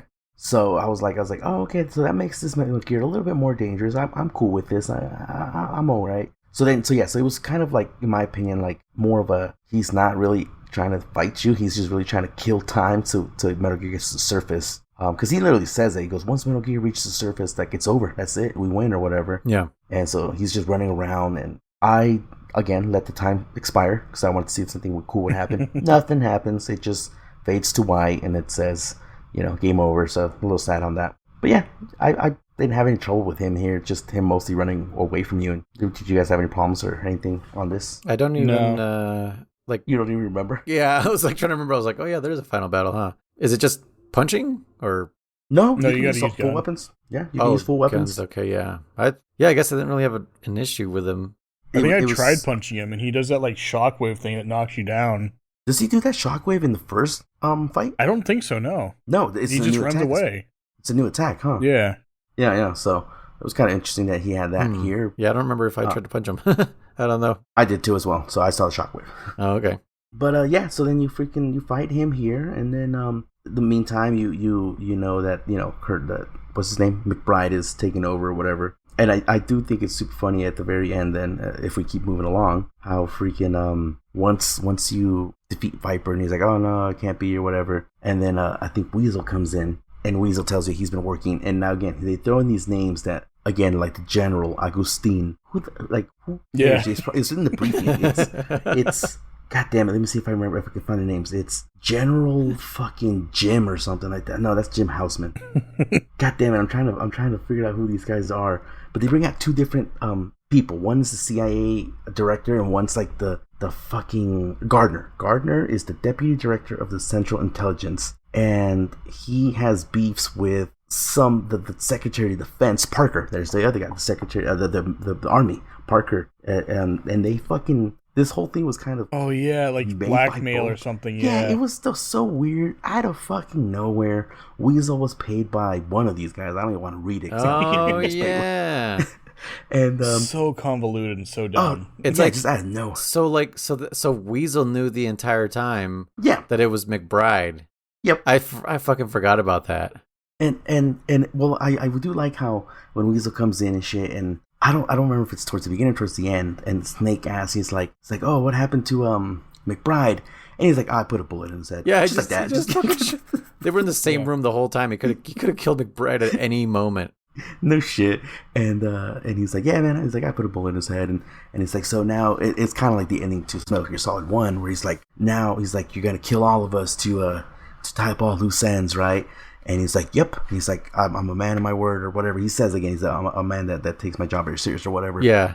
And again, I was pretty sure it wasn't going to happen, obviously, because I was like, you never know, right? Mei Ling, she's like, oh no. Like I felt bad. I'm like, dude, you're just some 18, 19-year-old. What if that was the moment Mei Ling reveals that she's in cahoots with Weasel? We got you both. Oh. But like, I mean, I could imagine, like, I hate to say it, but like something similar happening in real life or whatever. Like, you're just there to be an analyst or some bullshit, and now because you got caught up in two assholes fucking beef, now you're fucking gonna die. Like, that sucks, dude, you know. And it says so I think it's funny. It was cool. I had a feeling he was gonna be like, get out of here, you two. I'll tell him something different. I'll tell him some bullshit story. And Snake's like, oh, but aren't you afraid that he's gonna kind of come after you or some bullshit? And he's like, dude, I'm like with the top mercenary, like, other than you. Who the fuck else can kill me? I'm good. He should have been like, I'll weasel my way out of it. Damn, that would have been good. They call me Weasel for something. Yeah. But yeah, so like that whole second speech there, that Weasel, Parker, and Gardner was completely stupid. I couldn't follow it enough to care. No. I followed it enough in the beginning to say, okay, I got the gist of it. But it was still just really dumb. It was, I mean, the fact that he's going to let you go is kind of, that story's unnecessary. Yeah. Like, who cares that Weasel knew that it was McBride? We all found out at the same time. There were no stakes in it. Yeah. No. Well, and again, again, just like the General's motives or whatever, the motives behind Parker and Gardner and all that stuff, it's like politics, and I don't care. Like, I don't care about the politics. Mm-hmm. Well, there was I was really skipping through it, but there was a section that I kind of like, somebody's daughter committed suicide because of certain actions from the other guy, so that's what caused even more hatred between them. And again, I was like, okay, I still don't care. I'm sorry. Like you got. But even then, like, it's such a petty little squabble, like you say, Iraq or German. Sorry, it's such a petty little squabble that, like, and the only reason it went this far was because they're so high in military and government and stuff, and it's like, but you realize you dragged all these other people into it. You caused so many unnecessary deaths. You know what it's like? So much, like. It's like the old rich guys from Trading Places. Did you ever see that movie? Yes, with Eddie Murphy and Dan Aykroyd. The rich guys that are like, they're these big Wall Street guys. They're so fucking rich that they're so bored. They make a bet where they're like, I bet you I could make a poor man rich and a rich man poor, and the rich man will turn to violence and become like a fucking drug addict or some shit. And so Dan Aykroyd's the rich Wall Street guy, and Eddie Murphy is the poor bum, and they literally throw Dan Aykroyd into the streets, out of his house, and they put Eddie Murphy into his house and into his position in Wall Street. And literally, what's this doing? It's called Trading Places. Trading Places. Oh shit! Is it like from the 90s or something? probably late 80s. Okay. Yeah, But it's an old one. It's so fucking funny because it's just like Dan Aykroyd just like spirals downward into like crime and all this crazy shit just because these two dudes were like, let's make a bet. And like, Yeah. I won't even tell you what they bet because it's the biggest slap in the face. Like, it's so fucking hilarious. Fucking who else is in this movie? Jamie Lee Curtis is in it. Okay. Yeah, it's a great fucking movie if you ever get a chance to watch it. Then. Okay. But yeah, it's a big, like Chris was saying, you're huffing and puffing. It's no different than fucking Liquid Snake. You're huffing and puffing and gonna kill millions of people over something stupid. It's like, goddamn, dude, you know? Yeah. Yeah. Also, the way you were describing the whole, as like more and more plot was unraveling, and you're like, I don't care. Like, there's I have to reference another thing here. Did you guys ever watch the first, like, where they introduced Towley into South Park? No. Towley. So there's Towley. Yeah. Do you remember that very first episode? I won't go through it. I'll see if I remember. So the entire episode centers around the kids. They want to get the new come on, GameSphere, right? They want to get the new console. They're like, it's going to have such great graphics and all these video games that they're going to play. So they have this console. They're going through like these, whatever adventures in the video game. But somehow they get tied into the story of this towel. And it's like, I don't know, they follow him pretty much. Oh, they follow Tally because like these government agents take away their Okama game sphere, and they're like, oh, we got to get our console back. And so Tally's, I guess because Tally's like this government secret or something, like he was an experiment. Okay, yeah. And as the story's unraveling, they're like, we don't care. Like, we just want our like, do you guys have our game sphere? Okay, yes. And then one side of the government is like, no, we don't have it. The FBI has it, or the CIA has it. And it's just these two factions over and over saying like, no, it's the other guys. But as they're saying that, they're like, well, what we know is that these CIA guys, they did this, and that. And it's just like, oh my God, I don't care. Like, and the plot gets so crazy that one of them is like, one faction is actually like aliens. It's like, well, you guys killed our families and whatever. And this story is unraveling behind them as the kids are just playing Okama Games for once they finally get their console back. They're just playing it. They're like, yeah. yeah. I do remember that. But yeah, that's how I felt like when you were just as you were going like, and then Weasel is like Parker, and who the fuck are these people? Like, who gives a shit? Parker was actually, bullied Gardner when they were in the 7th. I'm like, every time I do that, I don't care. I always he threw a cupcake at him in the fucking lunchroom. Oh my God. I think back to Dumb and Dumber, when Lloyd is at the bar waiting for whatever her name is. I can't remember. The secret detective. Wait, and the secret detective's there talking to him. She's like, "Oh my God, and do you know what he did?" And blah blah blah. He's like, "No, I don't know, and I don't care." I'm gonna tell you, he came home drunk one night and you won't even guess, he wanted to fix the oven. I always love that scene because there are people like that where you're like, they're so oblivious. Care, like, shut the fuck up. Oh, dude, I know you and me have had customers like that. Oh yeah. And you're just like focusing so hard on what you're doing, and you're like, I hope you're catching the hint that I am not paying attention. Yep. Yeah, because even your stop coming out, so you're like, bro, I'm literally missed the last 10 minutes of you talking. Like, yeah, I'm trying so hard to focus on what I'm doing. Yeah. But anyways, yeah. So you get this whole Weasel section, and again, I can't believe you retained all that information, dude. Yeah, I forgot until you just said it. Well, I am reading the transcripts along as well, but I do remember most of this. But yeah, so Weasel comes out and freaking lets you go. Lets you go, and then you get a whole speech with.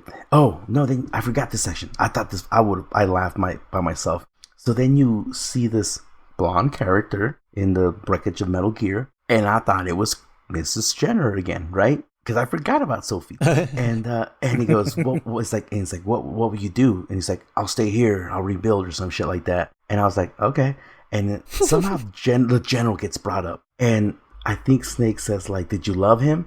And she goes, yeah, but, this and this. I'm like, what? Chris, when the fuck did you love General? And I was like, what the fuck is going on? And then I was like, oh, wait. And I read the name, says Sophie. I'm like, oh. But then still, I was like, wait, Sophie loved the General? I thought she was just a right-hand man. I'm like, all right, whatever, game. I don't care. I'm done. And then I just kind of had a little thought to myself that made me laugh, was that if you think about it, Chris doesn't know that Snake has let Sophie go and that they're kind of at peace with each other, if you will. So I just imagined Chris showing up like, look out, it's the enemy, bam. Yeah. I was like, dude, that would have been fucking awesome. Oh yeah, because they're both standing there. Well, next to she each other, comes right, at in, one point? Yeah. That's when she comes in. I was like, watch out, Snake, the enemy's here. Yeah. So he says that, or does he say? I don't know. They make an agreement that she will rebuild outer heaven, but with new ideals, something like better that. ideals, right? Mm-hmm. Yeah. Okay. Yeah, I remember that too. Yeah. Well, then Sophie goes on about like, oh, don't let it go, talking about Jenner. And he's like, what are you talking about? She's like, oh, she loves you. He's like, yeah, but I don't care. Yeah. Classic Snake. Yeah.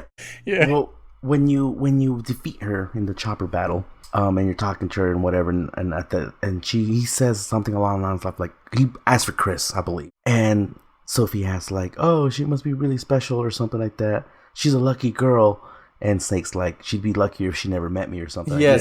Like that, Yeah. And again, it's one of those things where I'm like, where is this coming from? Yeah, like, pick a lane. Who's Elaine?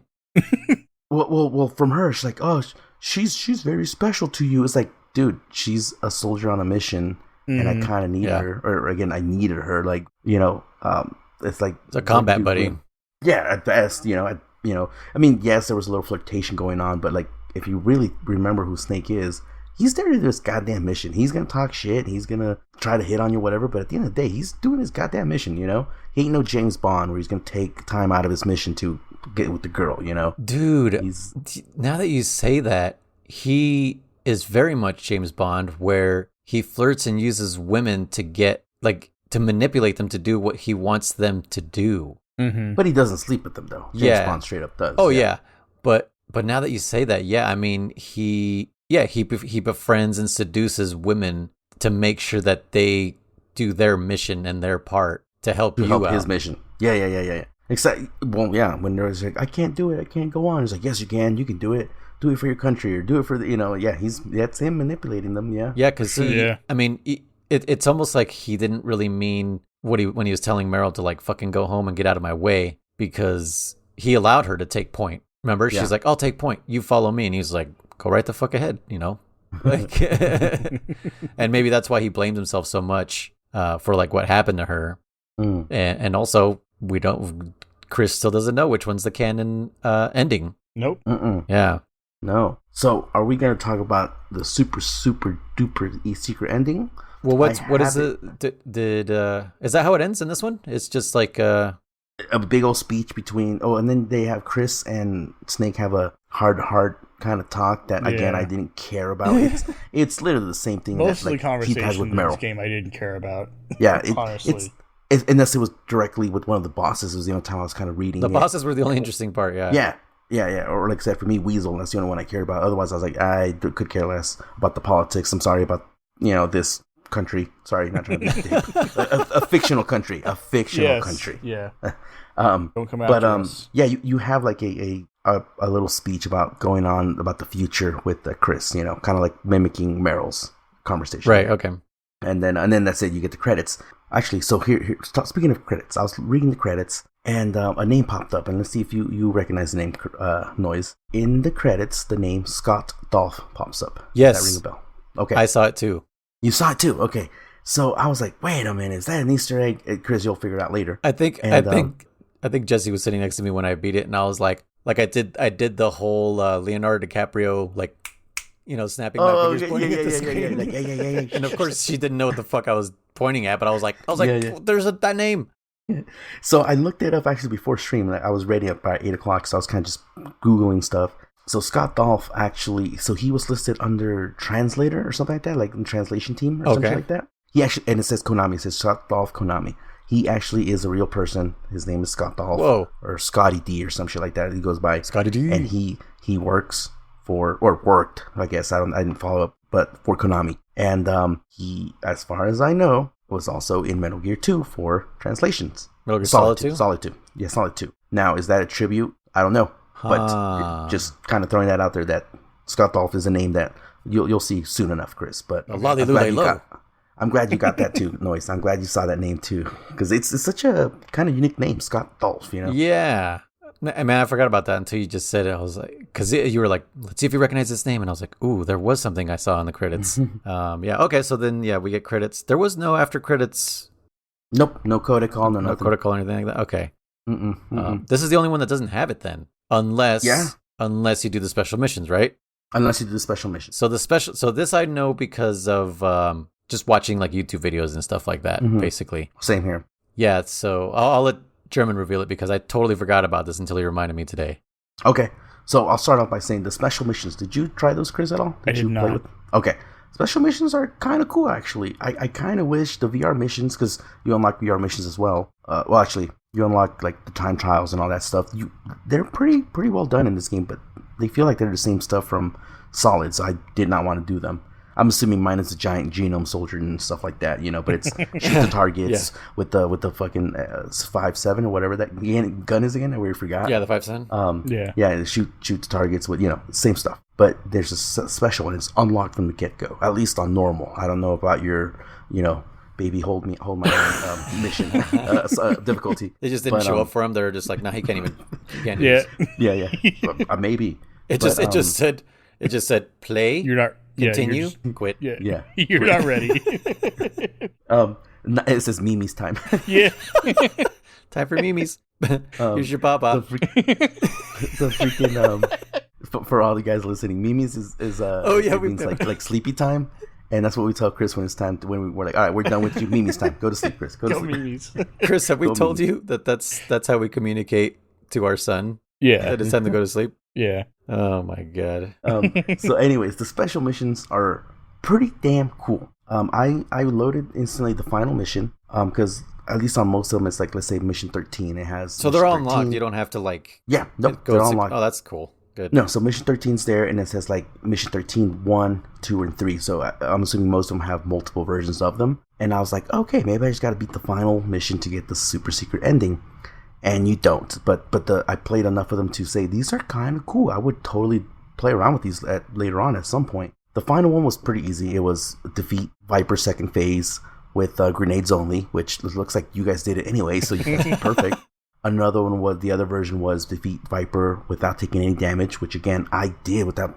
Oh, I got hit on one version part of it, but once on my playthrough. But on this special mission, I did it like on my second attempt. It's not hard not to get hit by him. Yeah. And the third phase was like beat him under a minute or something like that, which is a little harder, but still doable. What weapon did he have? He just punches. He just runs around. He does a shockwave thing. Yeah. Oh, okay. So he does that same thing if you try to punch him. Oh, yeah. Okay, but that's his normal move. Okay.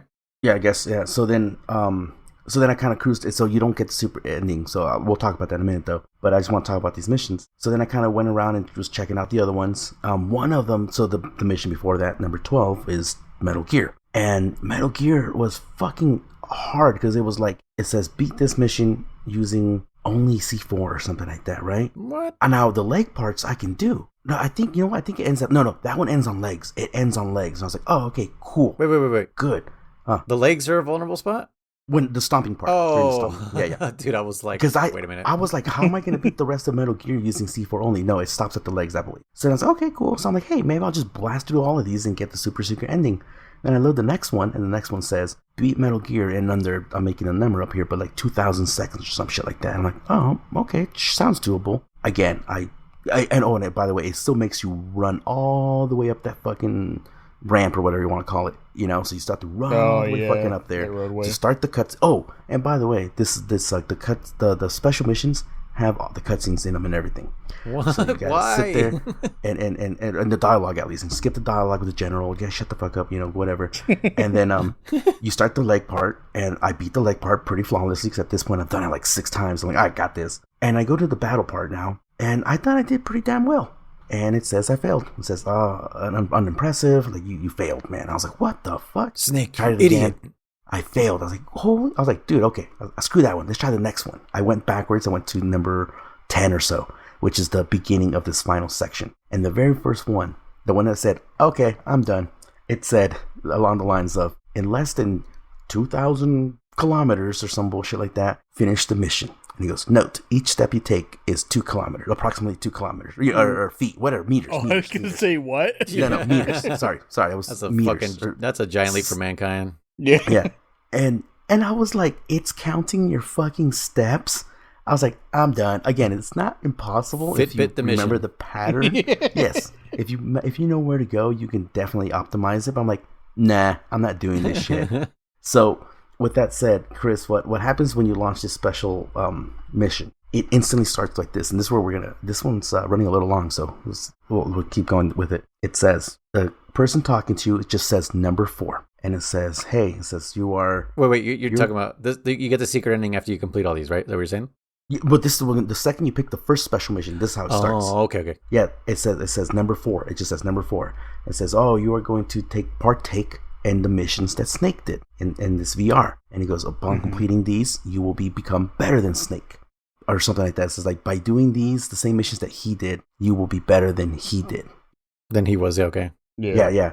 So that's how it starts. And so so it's kind of like interesting because it says, so let me read it because I have it here. We are going to reenact the battles of Solid Snake, the legend. Think of it as sort of a VR training. But since that alone won't allow you to surpass him, we've taken the liberty of adding a few conditions.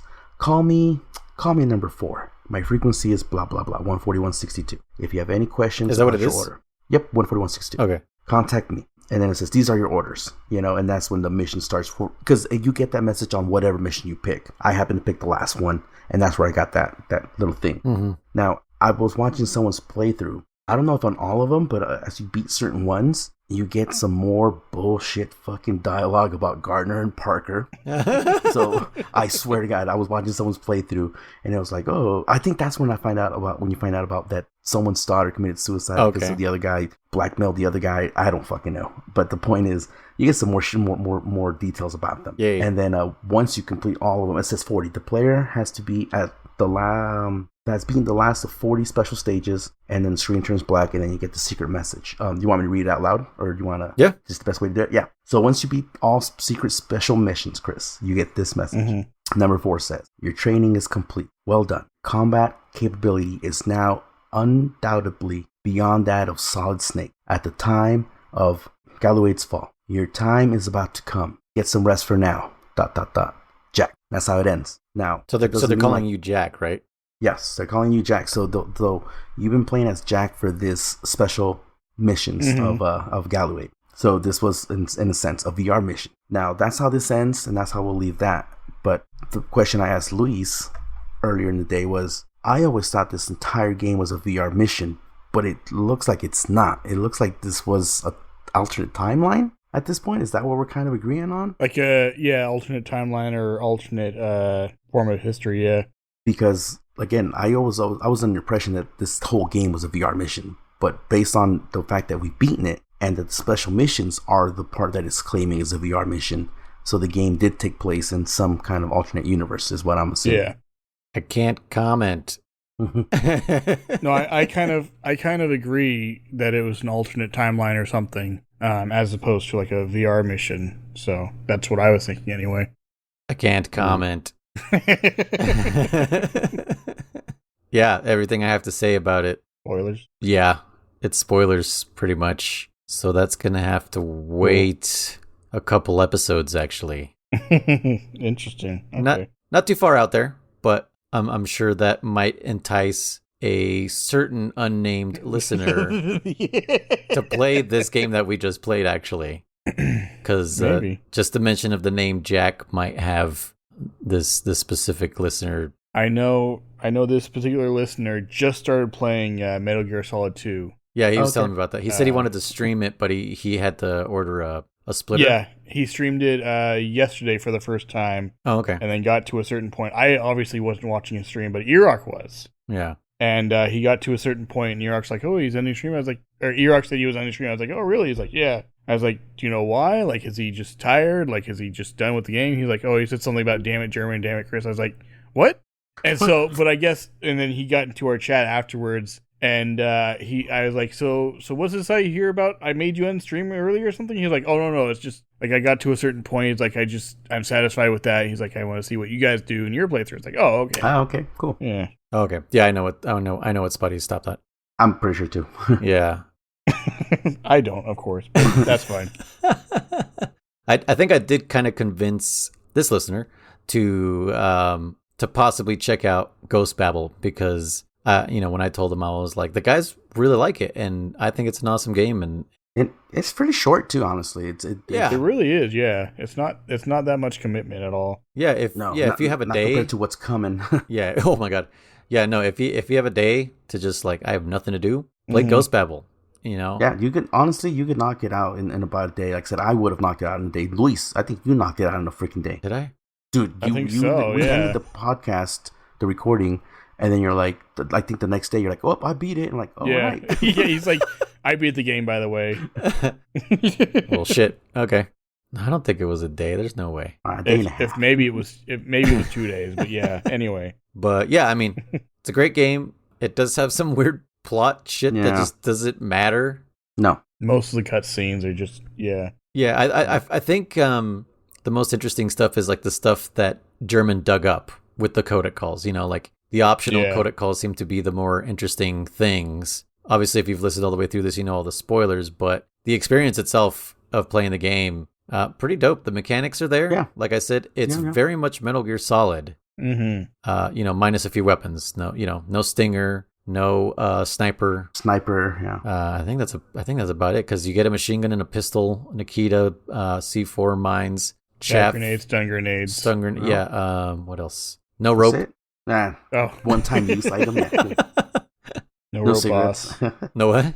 No rope boss. Yeah, no rope boss. Yeah. Maybe I can use that rope I found. I know. So yeah, played it, but yeah, now we're moving on to the next one, and yes. Now we can edit this out if you need to or whatnot noise, but are we gonna watch a trailer for this one? Yes, the trailer for this one is so important. You said you didn't watch the trailer, right? I never saw it. I only saw I'm telling you, my experience was I went to go buy my PlayStation 2, and there it was right there in front of me, Metal Gear Solid 2. Yeah. And I was like, I will take it. And I never didn't even know there was one in development. I assumed there was one in development, but I wasn't privy to a Game Informer or, Nintendo Power, none of that stuff. Like I had no idea what was going on in the gaming world at that time. No, so for me, I don't remember if I mentioned this in the VR missions episode, but once you beat all 300 missions, you get a little image of something. Yeah. And you did mention that, yes. Yes, so that kind of was my first clue as to like, okay, because you did it. Yeah, you did it. I was like, there's definitely something coming. Like not only this cliffhanger ending from the actual main game, but this is showing me something that I'm like there's no context to it. They're just like, here's this image. It's like it's almost like concept art, and I'm like, what? Oh, and like in my brain, I was kind of like, oh, this is what I'm looking at. Yeah, and so obviously I then do Ghost Babel. Yeah, I don't remember. It must have been the trailer that tipped me off to like 100% this is coming. Because that image was just a teaser, just to like titillate our brains, not knowing that this game is already in development. And so the trailer is super duper important to the culture of Metal Gear games. Hideo Kojima playing games with his audience. He does this with every single like video game he's ever released, and you know that, German, right? Like even up to like Metal Gear Solid 5. Oh yeah. Metal Gear Solid 5's announcement is like, you what? Like this is obviously the thing I know it is. Why are you doing this?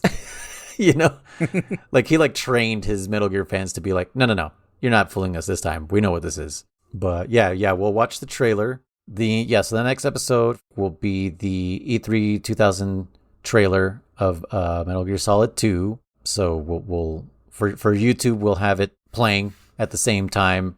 If you guys are just listening on your podcast app of choice, we'll link it in the description so that you can watch along. And if you've never seen it, it's a very good trailer. If you have seen it, you'll be like, oh yeah, this fucking trailer. And you'll remember why you were so upset at Kojima. I'm genuinely curious how many people have stumbled upon this podcast, whether they've been shared with a friend or by a friend or whatever, or just browsing and came across it or whatever, and have either started playing the Metal Gear series because of this or continued from where they left off because of it. I'm genuinely curious. If you are one of those people, please let us know. Yeah, because German and I were talking about it today at work, is that Metal Gear somehow is in the ether again. Like people are putting up YouTube videos about Metal Gear this and Metal Gear that. What was the thing that you said? Canceled games was almost one of the Yeah, most yeah. recent You and me watched the videos same uploaded. video. Yeah, it was just like, here's a list of, or here's a story about like a bunch of canceled Metal Gear games, and I learned about a Metal Gear game that was canceled. About this isn't a spoiler, but about Frank Yeager, the cyborg ninja that never got made, and it makes me sad to have that knowledge in my brain because I was like, I want that game, please. Mhm. You know, all you gave us was 3 VR missions. Like, what the fuck? Yeah. Please. No, it's not only is it everywhere. Like I said, it's not just old videos resurfacing. Like, oh, this because I've been getting those. Like I said, those video that was made years ago. That's just top 10 boss fights, whatever, you know. Mhm. But some new content's been coming out, and again, it's possibly because of the whole HD collection and freaking not what they call it, Master Collection. Master Collection, yeah. And then David Hayter doing it commercials. So it's what'd you call it? The ether? Yeah, it's in the ether. It's in the zeitgeist. Yeah. Yeah, there's even It's in the air. It's in the air. Thanks, Philip Collins. That's his full name, by the way. No one ever calls him that. What's his full name? I just call him Philip instead of Phil Collins. What his mother would call him, Philip Collins. Yeah, when he's in trouble. Yeah, Lip is his middle name. Yeah, there was like a Did you know gaming video of Metal Gear facts to fall asleep to. Huh. You know, and it's just like an hour of Metal Gear facts, and they're all read out by David Hayter. Oh, cool. Yeah, so watch that one too. Like, I know it's said to like fall asleep to, but I was like, I'm listening to this whole thing right now. Yeah. Like, I can't look away. And You don't watch that one, Chris. I was gonna say, is Don't that listen. something I can watch too, or should I avoid? No, you can't watch Okay. anything. No. You can't No, watch the internet of at all course. right now. Right, I'll stay off the internet. Don't even go outside. Yeah. You never know. Someone might be driving by and talking Yeah. about it. Someone's just like blurting out Metal Gear spoilers walking down the street. But yeah, let us know how your adventure's going with Metal Gear. Like Chris said, we're interested. But like Chris was saying, and I think we've mentioned this before, like, definitely play along if you want. It's super fun. To me, I think it'd be pretty cool if anyone who's played it before, or even a newcomer, you know, come and suffer with Chris, you know. Absolutely. Come and play along with us, because you might learn something new. Like what did we learn today? That was like, are you fucking kidding me? There's a couple tidbits that we learned. Been crawling under the lady. Oh, yeah. Well, but like other stuff that, you know, that just kind of pops up, and you're like, I didn't fucking know that, you know. Yeah. Like, okay, well, I learned something new. Oh yeah, that there's no turrets in easy mode. Well, yeah, and like I said, I never knew rations freeze in Metal Gear 1. I had no fucking idea. Ever. Yeah. Didn't know. Yeah, pretty cool stuff. And once again, this was Codec Calls, a Metal Gear Saga podcast. I am, what do you keep, I don't even know what name to use because Jeremy keeps calling me Luis Hornoise. So, I know. one of those, you guys go ahead and say your goodbyes. Hey guys, I'm German. Thanks for listening. I'm Damn It Chris here, and it's been a pleasure as always. All right, guys, we'll see you in the next one. Yes, sir. The entire episode is out now. Those 3 are still playing. More content? Yes, sir. Pixel-benders.com is the best place to find it. Yes, you can click the link in the description below. Yes, you can send your questions to info@pixel-benders.com. No, sir. It doesn't cost a thing to give the show a 5-star rating. That's right. Nobody knows you are the one that will keep this podcast alive. Yes. Thank you. Goodbye, Mr. Listener.